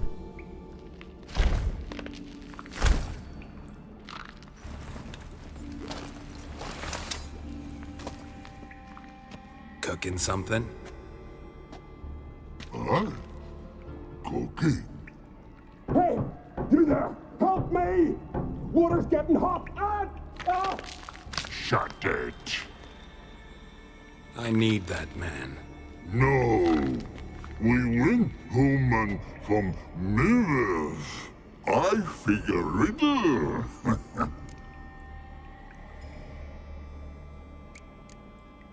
Odd. What are we playing? Are we playing Gwent? I'm gonna lose it. Play me for the man, then. If I win, I take him with me. That's where my If parents I live, is lose, Thompson Station. I'll jump in the pot, too. Good. Good. Climb riddles! No!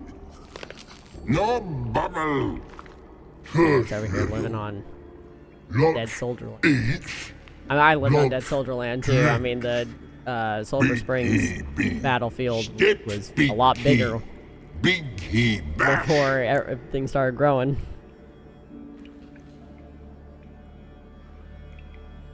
Oh god damn it! I missed what he said. It's a riddle. Oh fuck.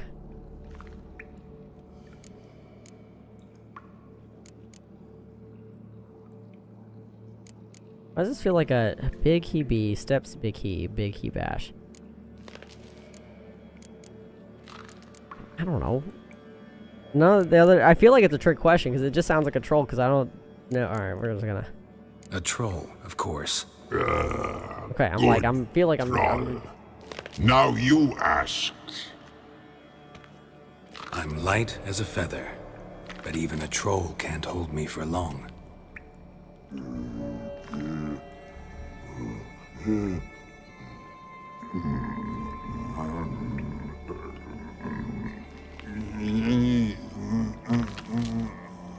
Piss.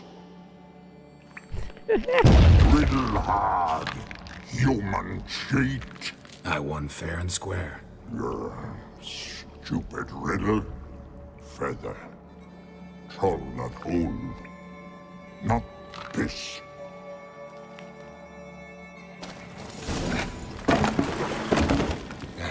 Can you walk? I'll manage. Let's get out of here. My man was boiled. He's like he's not red all over. You all right? Never go in a sauna again, long as I live. Other than that, I think I'm fine. You saved my life. How can I thank you? He's gonna blister looking for terribly, but at Hjalmar. least he's cooling his Curious where he is myself. Him and the whole crew. Something must have happened. Otherwise, he'd have come looking for me after I went missing that night. I know he would have. Wait now. Why are you looking for Hjalmar? Kroch sent me here to find Hjalmar. New king will soon be chosen on Ard Skellig.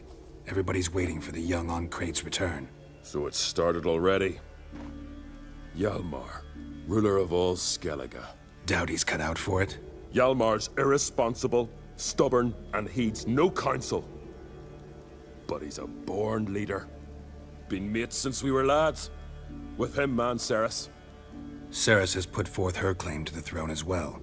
Ceres? But she's... Well, she's... Like father, like daughter. What about Crack? He support her? He let her set off on some daft quest. Wasn't thrilled, especially since Ceres set out without telling him. Nor did she tell me. Where'd she go? Who'd she take with her? Speakerog, and no one. She went alone? Damn the dogs! If Hjalmar'd only... Has she come back? Do you know? Hadn't returned when I left Ard Skellig.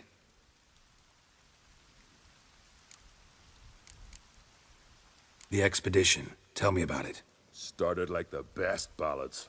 With a hearty storm. Sail whipped about like a rag. Finally caught sight of shore. But then sirens attacked, as if they'd just been biding their time. Yeah, we're. But we'd have come through somehow, I know it. If not for the bloody helmsman.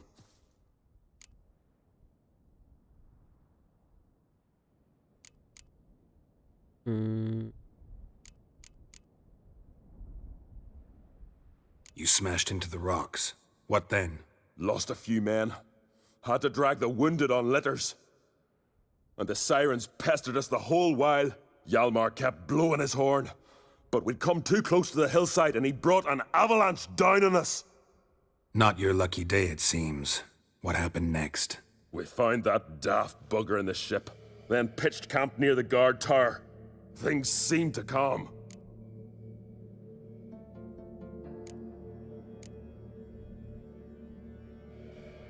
Any idea where Hjalmar thought he might find the giant? We'd learned where it has its lair, in the caves above the village.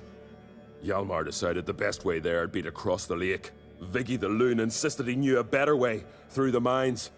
But none of us fancied strolling into a monster pit. How'd you get separated from the others? Had to watch for the night. Saw Egnar of Faro steal Hjalmar's Hornwall horn, one he uses to drive away sirens. Bugger snuck out of camp. I followed him. No idea what got into that ginger head of his. Told Hjalmar not to take him with us 1,000 times at least. And? You catch up to him? Aye. In these caves. Bastard screeched so loud he drew the trolls. Thought the buggers would eat me right then. Dropped me in a marinade instead. Decided I was ready to cook today. Would have been the end of me if not for you. Think I know enough. So long. Wait. I'll go with you. Luckily the trolls didn't use my bow for kindling.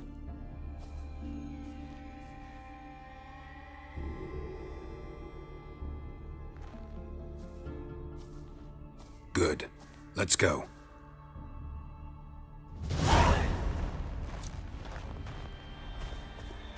The hell? What's happening with my camera? There we go.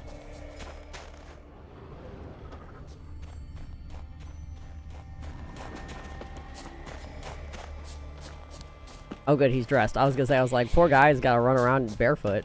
Nope, we're good.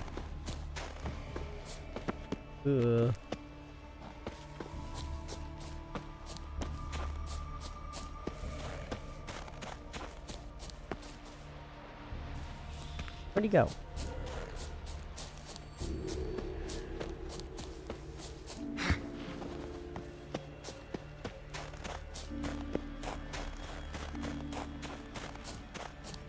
The fuck? Where'd he go? Oh, there he is. Christ. Alright, come on.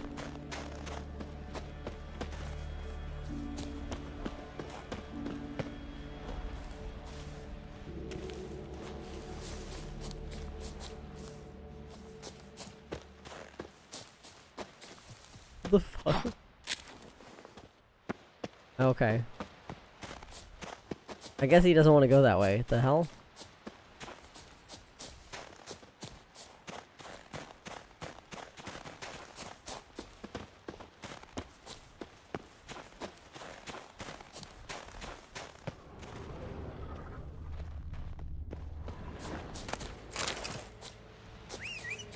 Whoops.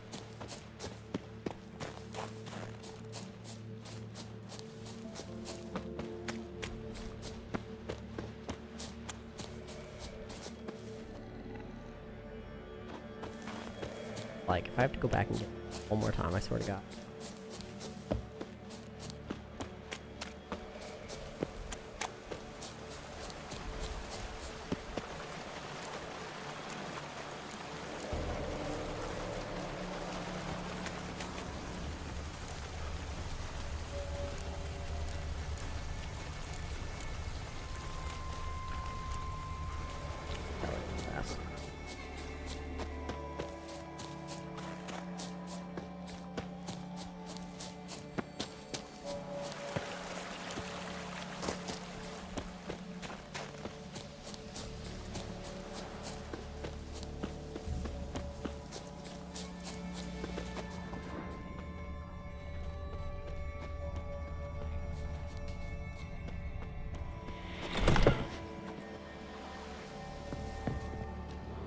Anybody home?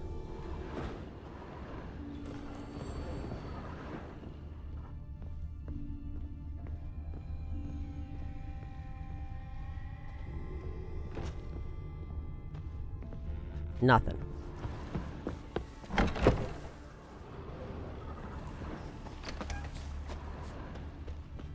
Yolmar's man bled to death while trying to escape. Wonder what happened to his cohorts.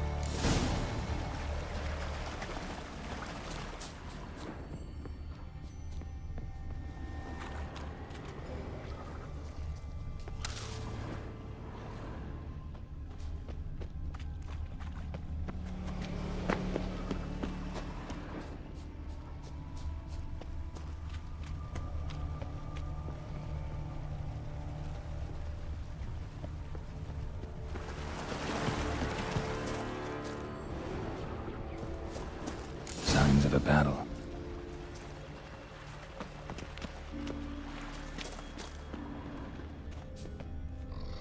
Giant chased them. Giant gets around on this island. Damn.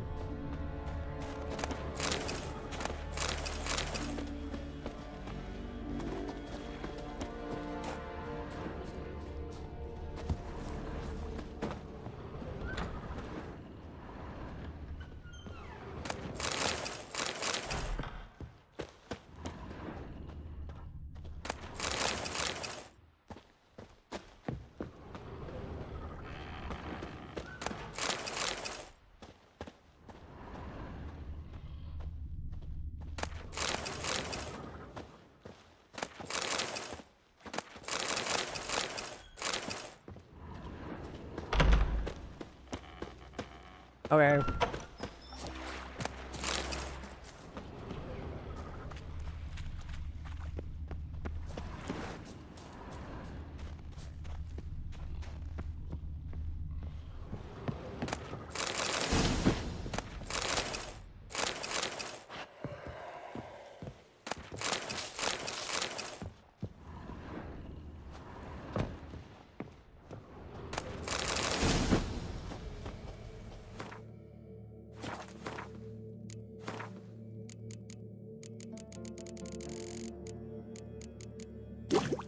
Dang.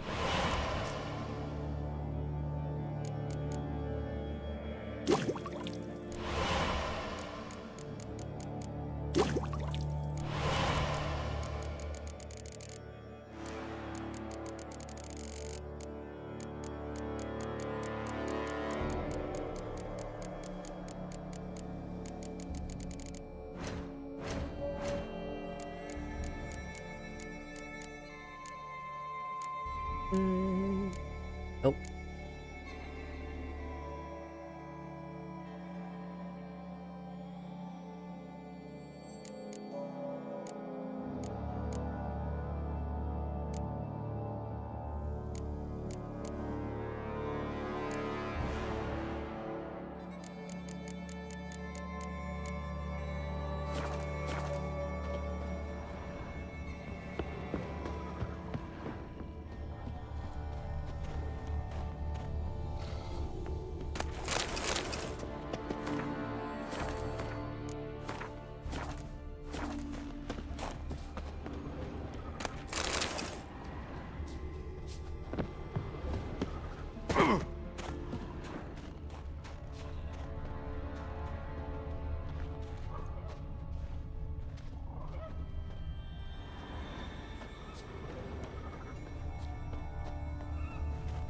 Blood.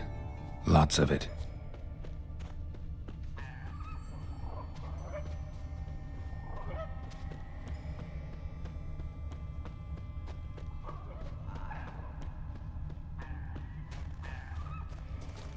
Giant tried to get inside. Looks like he gave up.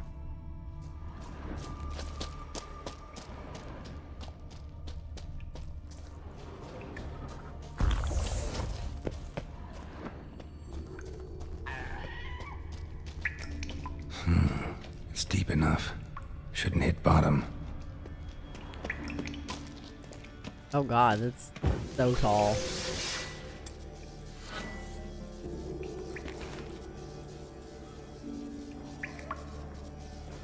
That's so far down, oh my god.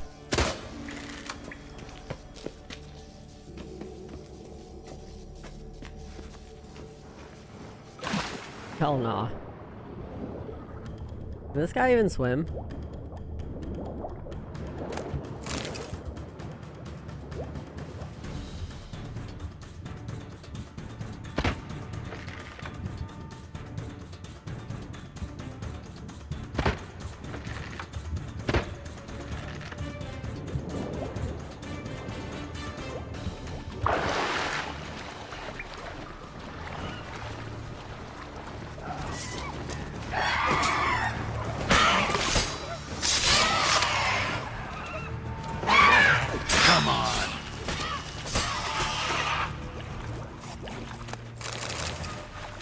Oh, yeah. Know the Isle well? I've never been here before. Guess you could say I've never Look been back. fond of Clan Tudorok. In fact, no one in Ard Skellig's especially fond of them. You claim Ard Skelligers don't like the people of Unvik, yet you helped them after the giant attacked. When you save a drowning man in a storm, do you ask what clan he's from first? Point taken, I guess. But your people gave them shelter, and now you've come to kill the giant. Of course we've come. Winning back Unvik's the best way to get those folk off Ard Skellig. Any clan out there Ard Skelligers are friendly with? Well, certainly wouldn't be those Brockvar cowards. They'll say it ain't so. But 100 years back, their Jarl walked them off the battlefield just 'cause the enemy showed in greater numbers. And Pharaoh folk are cheats and thieves. Everyone knows it. The Twirsec of An Skellig always been too big for their britches. Now, Madman Lucas's clan, they're all right. Are Funny. they, though? Thought they were your greatest enemies. They are. But we just can't respect the other clans. Let's get going. I don't even know I can talk to the NPC. Clean cut. Head probably went flying. Damn, alright. Fought to the bitter end. Thorsten.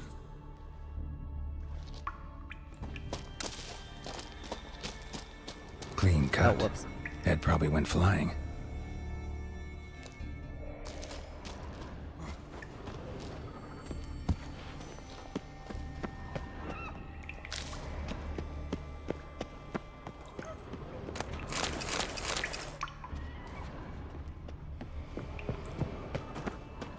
Sliced her up.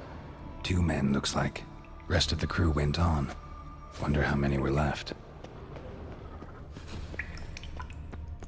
Hjalmar lost a lot of men here.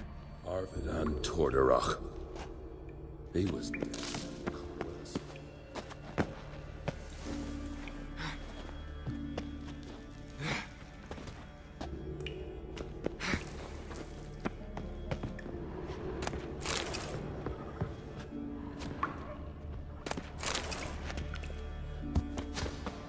Oh, I hear archery.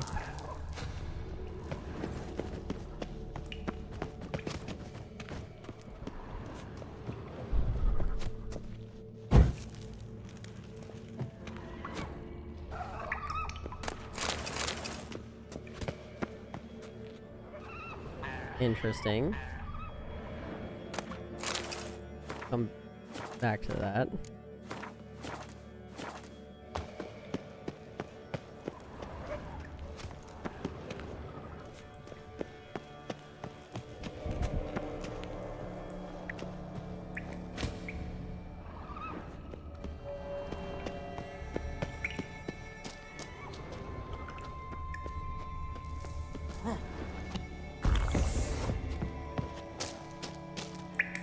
The way down?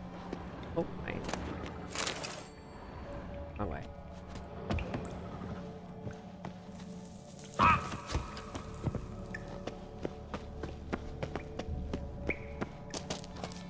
That fallenness just... probably.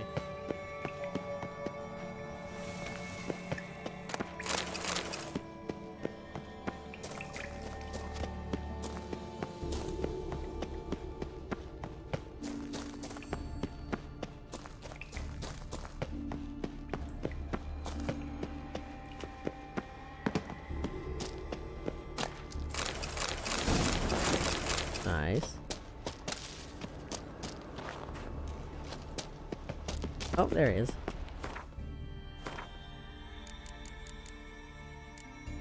Damn.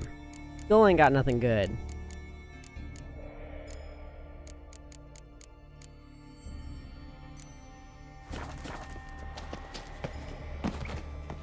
Hoping we level up soon so I can get to wear some of that new stuff.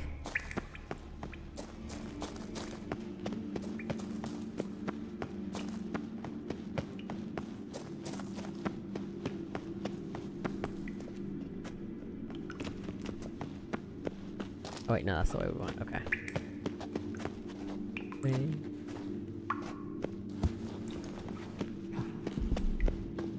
Now we get it way.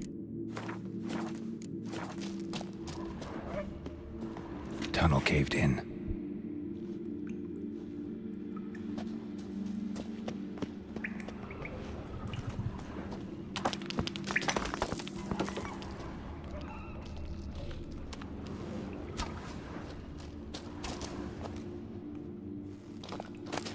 I know, right? I gotta make sure he looks good. You can get a haircut and everything. You can change his beard. Giving me no choice.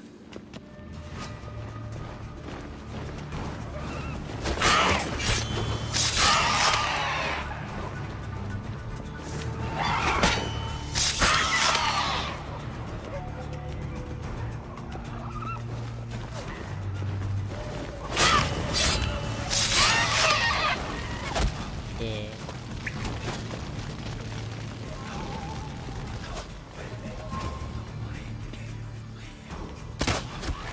Oh, hell yeah. These bolts actually go far. Normally I can't hit shit.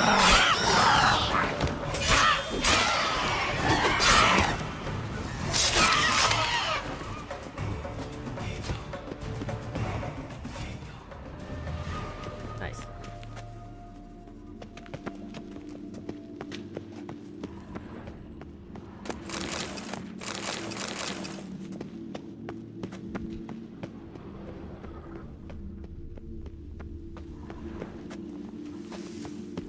Woo! I was about to be like, oh my god, Carol, don't jump that way. Oh, got me killed.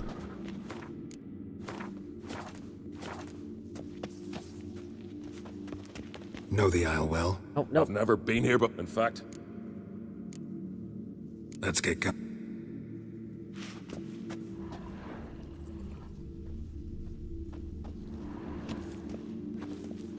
One of the harpies dropped down there?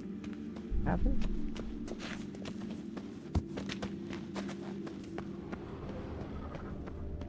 Well, apparently this wasn't the right way.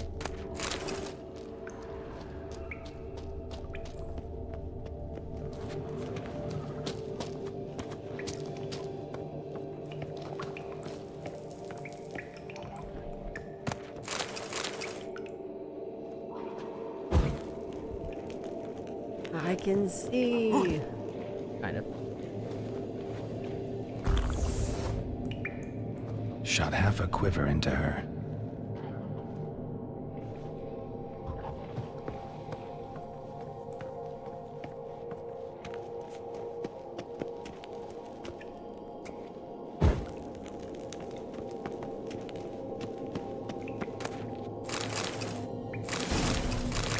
Ooh, superior vampire oil.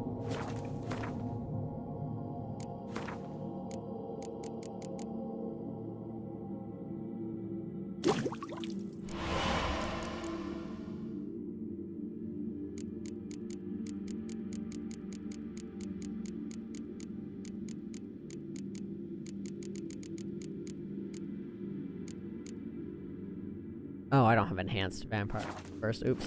Okay.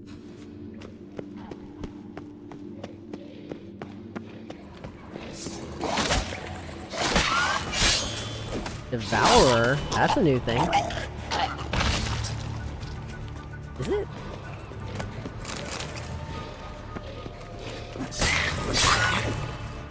Come on. Oh yeah, we haven't done Devours. I was like, we've seen that mechanic before. Those are Rot Fiends, though. This must be their version of the Rot Fiend, then.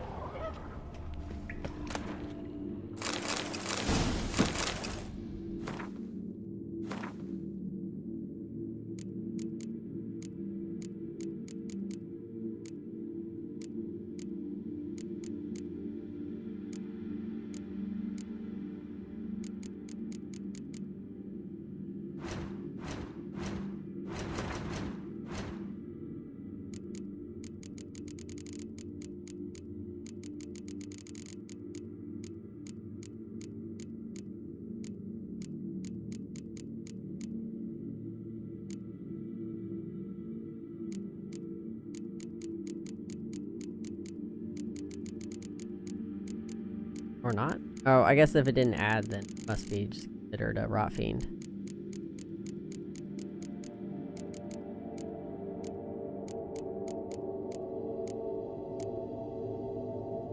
Devours are a particularly dangerous kind of Rot Fiend marked by an insatiable appetite for human flesh. Okay, yeah, that would explain why it has the exact same mechanics.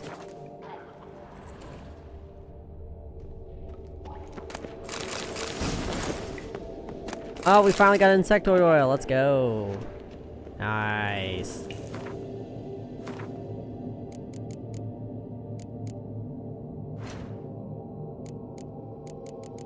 I can make it. Yes. Enhanced insectoid oil. Finally.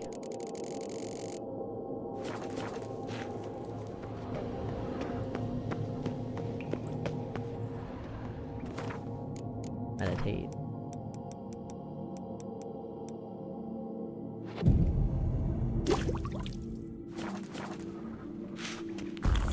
That's fine. There we go. Yep, more of them.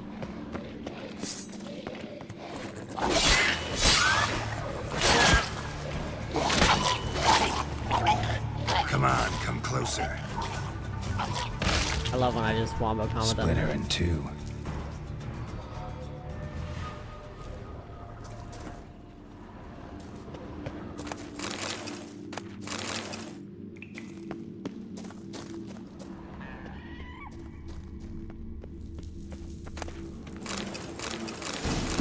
Getting all this stuff.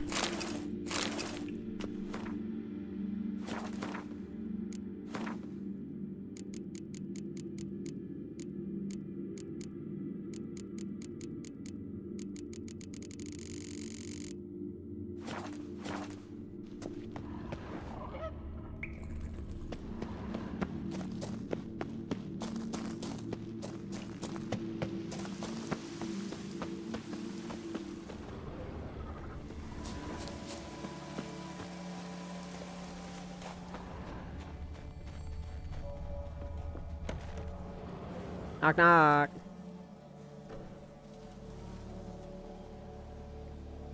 Uh-oh. Damn. Oh, gods. Near 20 of them. But no Hjalmar. Well, now I think we know where the, giant gets his meat.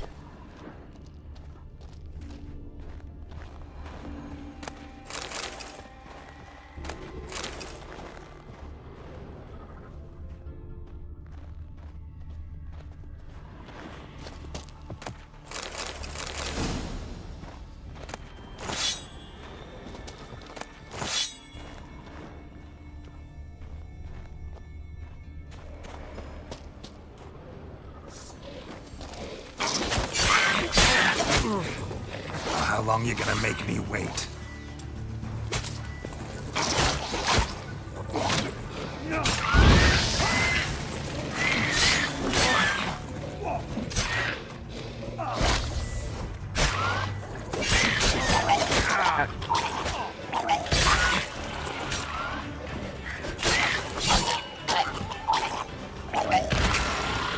I mean, typically, yeah, it wouldn't matter, but it was a question that was asked earlier, because the giant gave,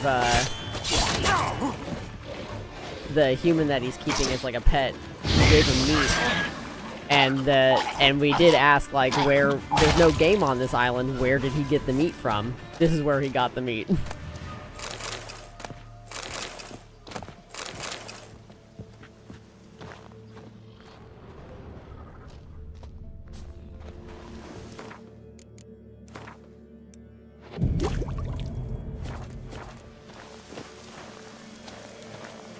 Because it's Show me a confirmed to be pantry and I'll human. show We know you the that mice. because they literally show a hand that's been like chewed on.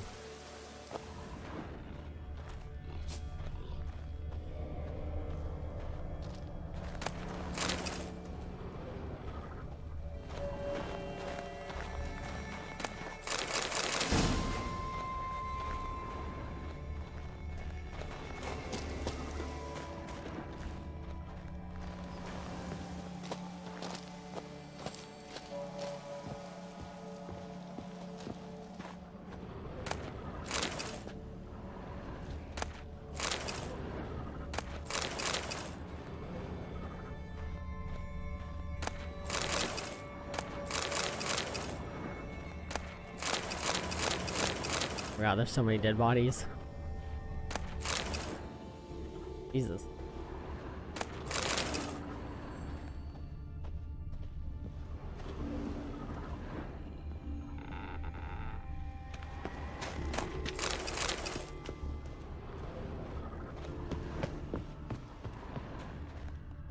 Lots of old tracks. Giant must have come through here often. Yep.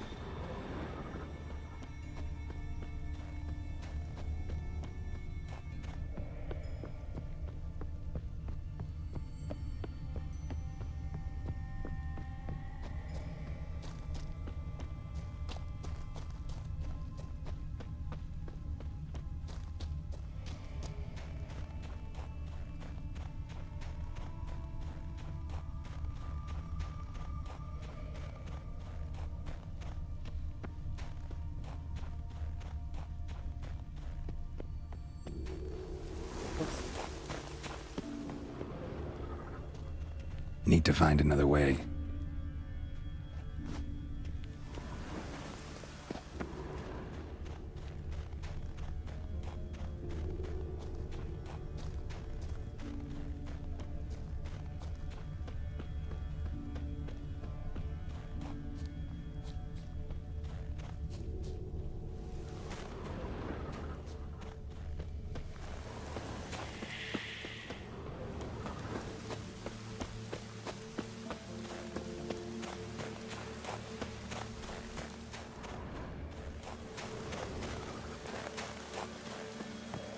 Why it keeps having me back to the...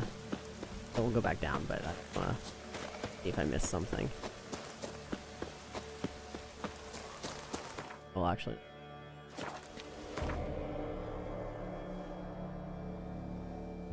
Oh.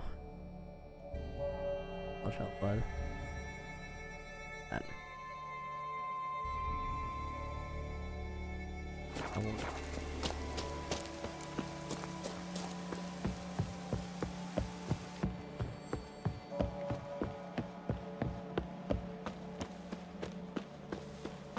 Must be missing something.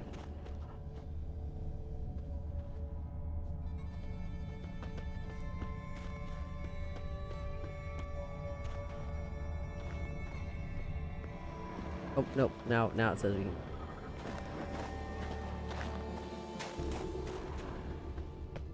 There we go.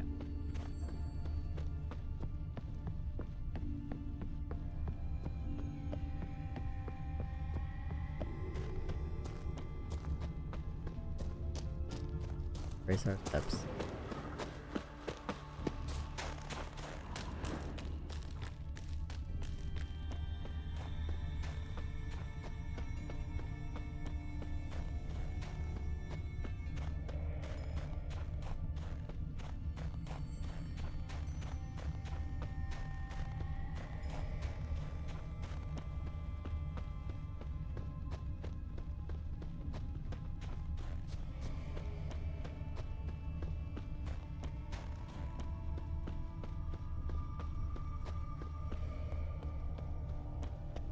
God, this is so far.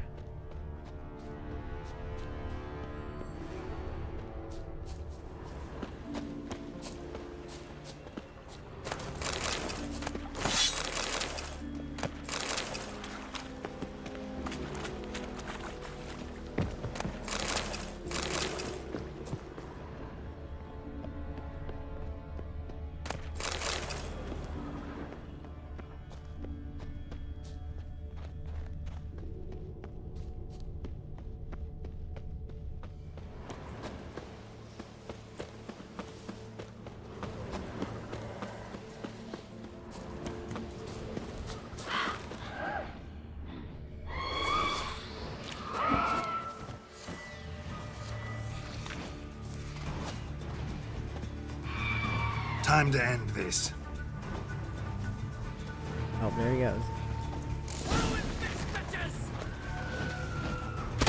Oh, did we find? Oh, we found him. We found Hjalmar, I think.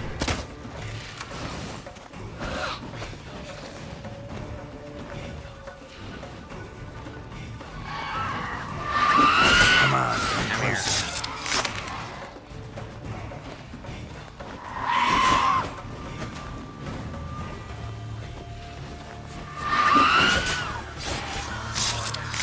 Gotcha.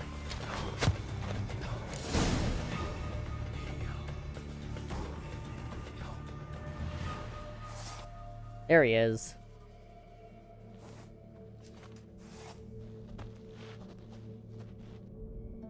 Fallen!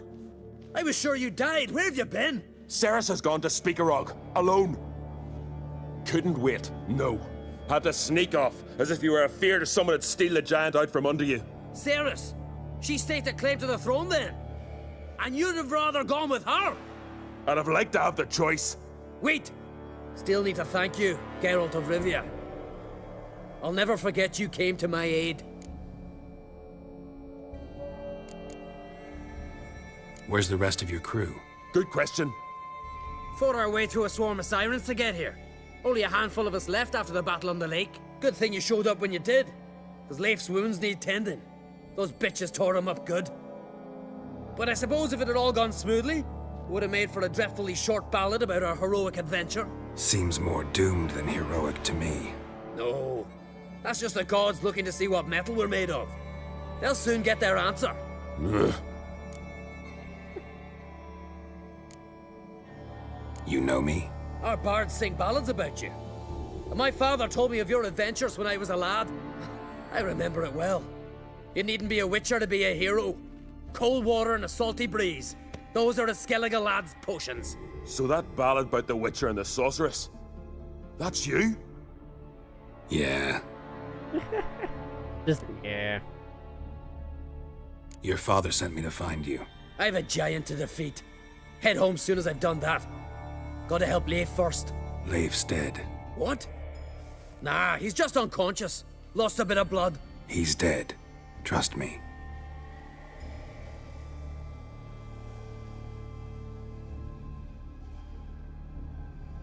Swore he'd sink his blade into the giant's heart. Swore it on the bones of his ancestors. I don't even see Leif's arms. Coming with me? Stupid question.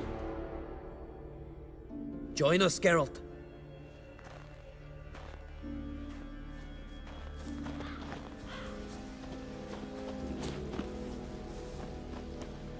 Oh.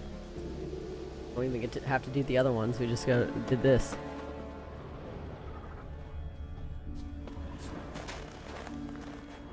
Bled to death.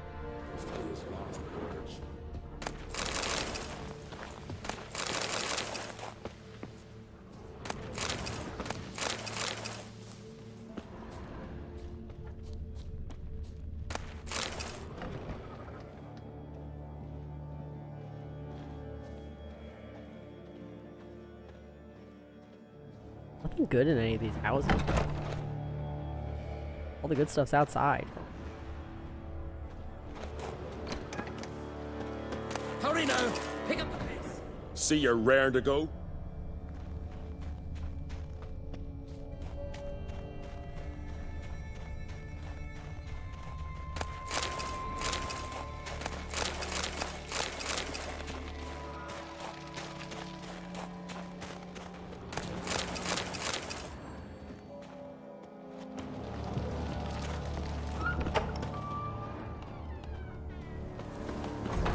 Jesse. I don't know why I bothered. Like, there's nothing in the houses, man.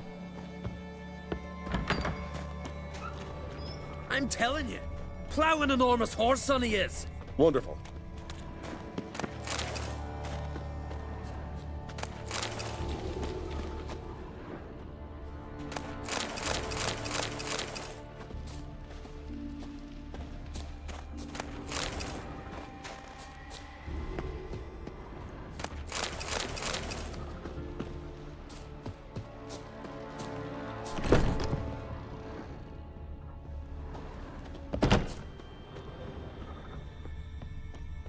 Again, man. Like the one time I don't go into a house, there's gonna be stuff in the house.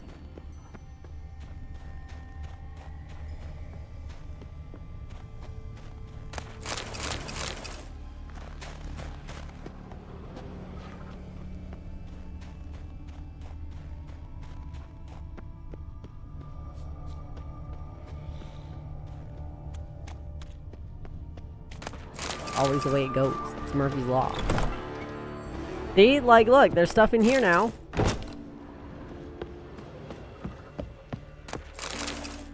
think this place loaded properly. That's fine.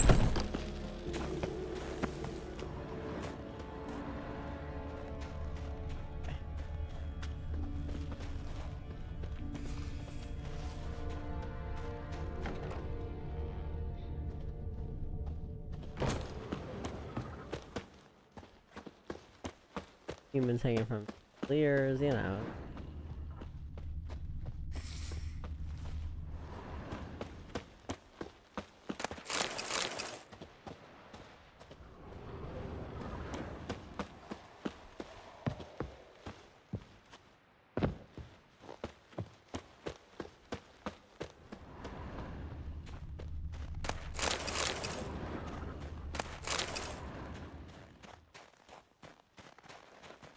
Can't believe I finally got the bastard. Yeah.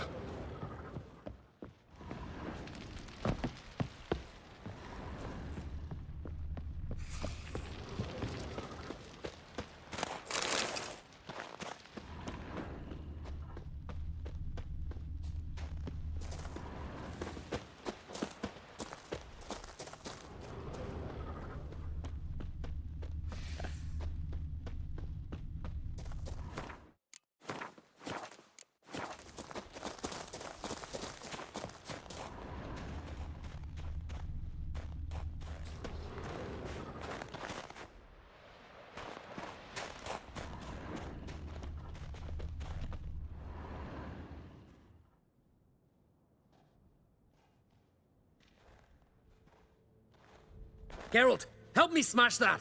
We're sure to reach the giant's cave this way. Good thing I know how to special. I'll cover you. Position myself so as to keep the giant in sight.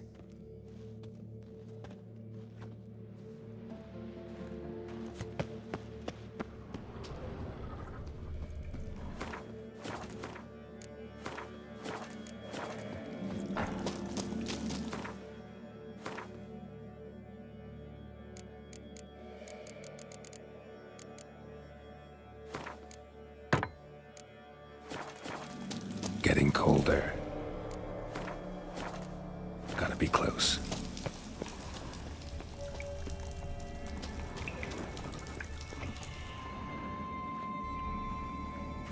Careful now.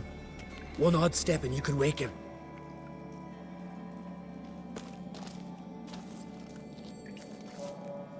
Hey, quick! Let me out before he wakes! Key should be around here somewhere. Wait. Know what they call Viggy? The loon. For good reason, too. Best he stay in there till we finish with the giant. What? You out of your bloody mind, Uncrate? I thought he was your comrade. He is. Which is how I know what he's like to do. Sure, we can let him stay here.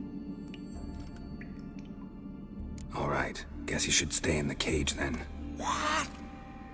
I'll not forget this, Uncrate. You want all the glory to yourself? Let me out right now!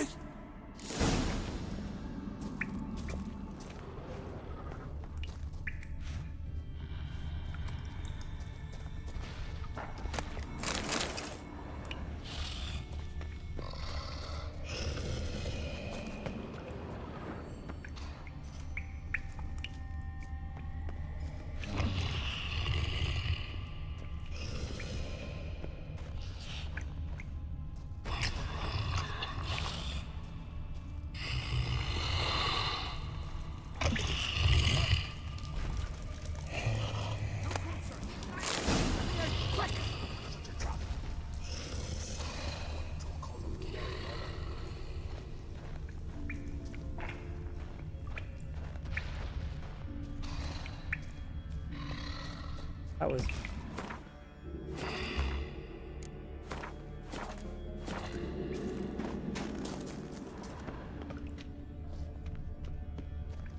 Uh-huh.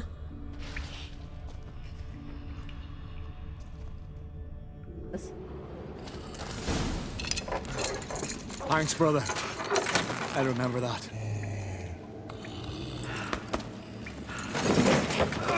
Let's get out of here. Right. Just as soon as I kill him. Why would you not just stab him? In his sleep.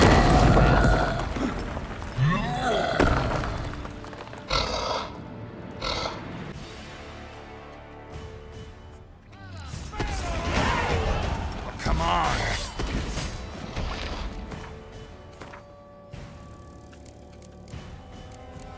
Liquid oil.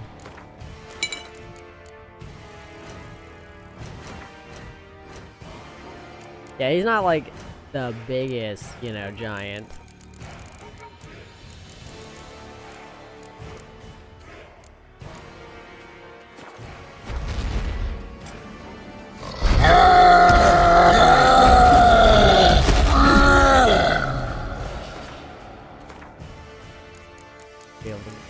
Yeah, hold on.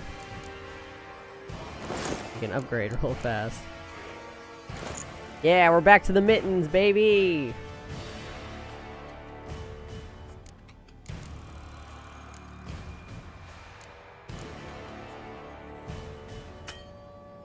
Oh, I can't do that during combat? Damn, okay.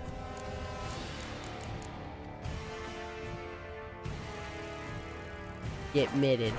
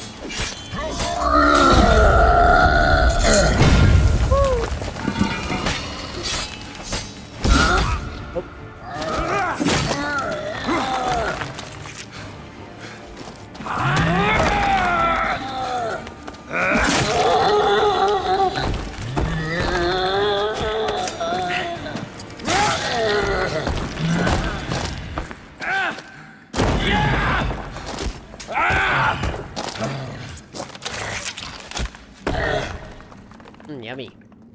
Essence. I knew we'd best him. Hooray! Viggy, you daft bastard.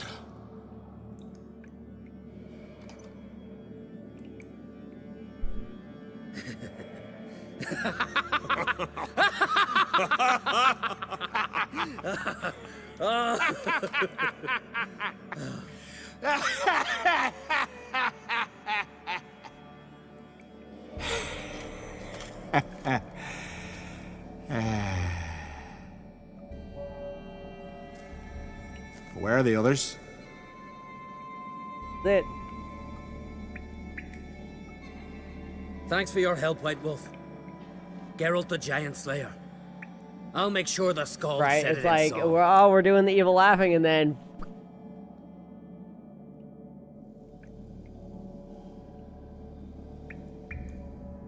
Sure sounds better than the Butcher of Blaviken. So be it. Let's get out of here. Want to look around some more? In that case, I'll meet you on the beach, near the port.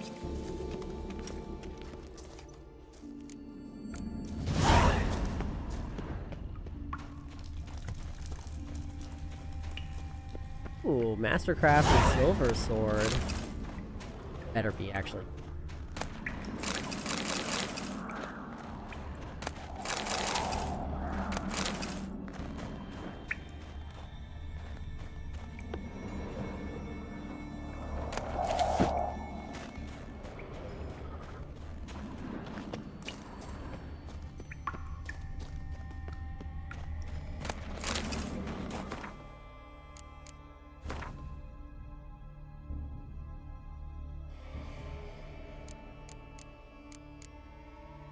Nope.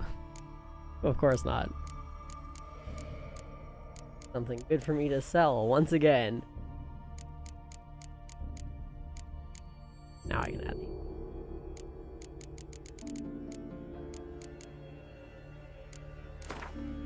That one.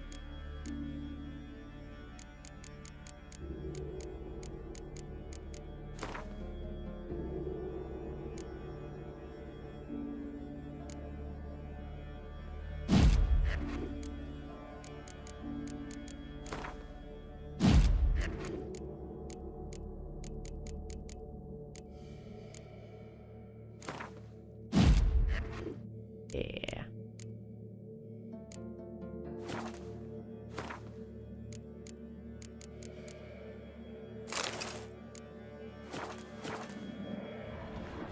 Thing is it.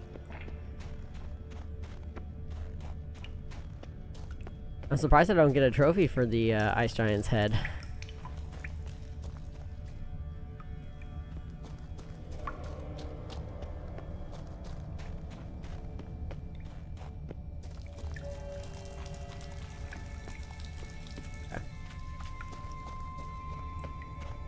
No trophy.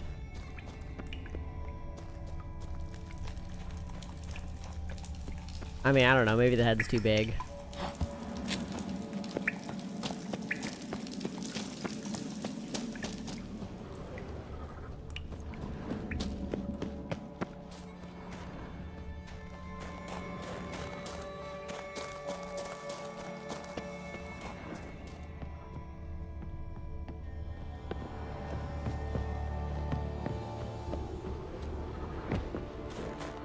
Stuff I think down this way that I didn't go look at.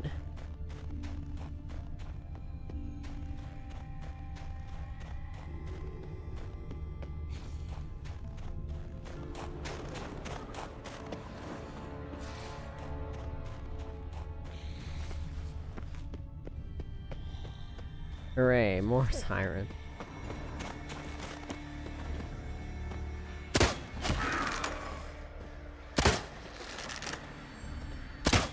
Okay. Heck. Can't see. Die.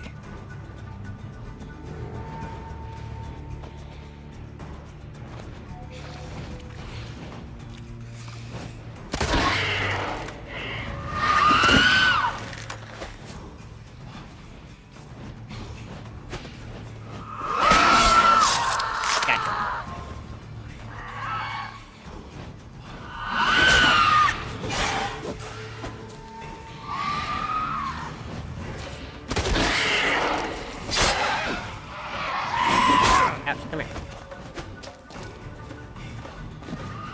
How long you gonna make me wait?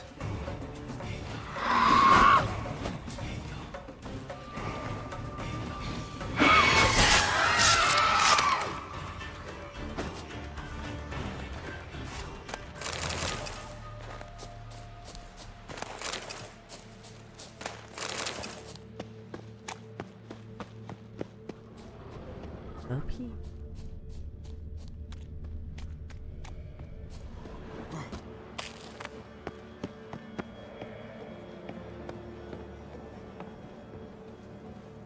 Nope, nope.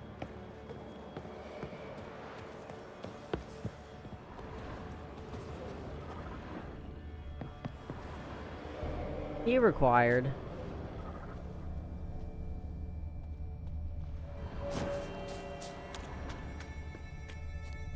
The fuck?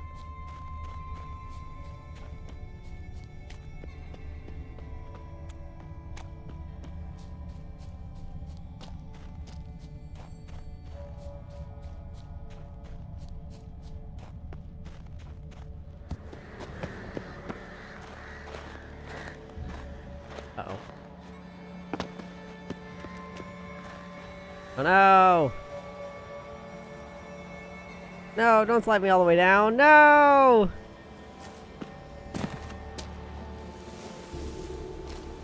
Rip. Now I gotta run all the way around.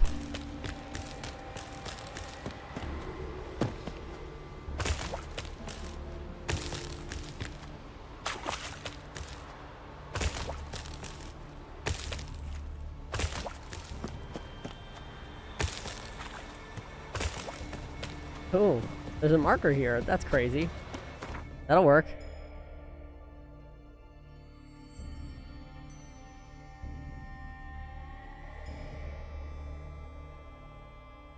Oh, that's why.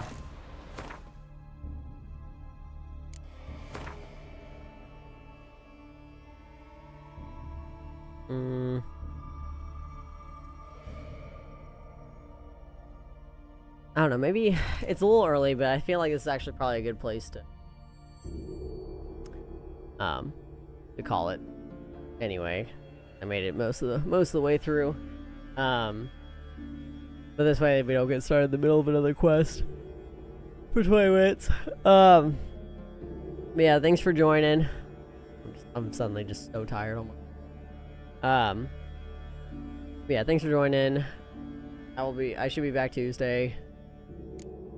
Unless work decides to continue to kick my ass. Hopefully not. Yeah. Anyway. Alrighty. Have a good night. Thanks for joining. See you later. Goodbye.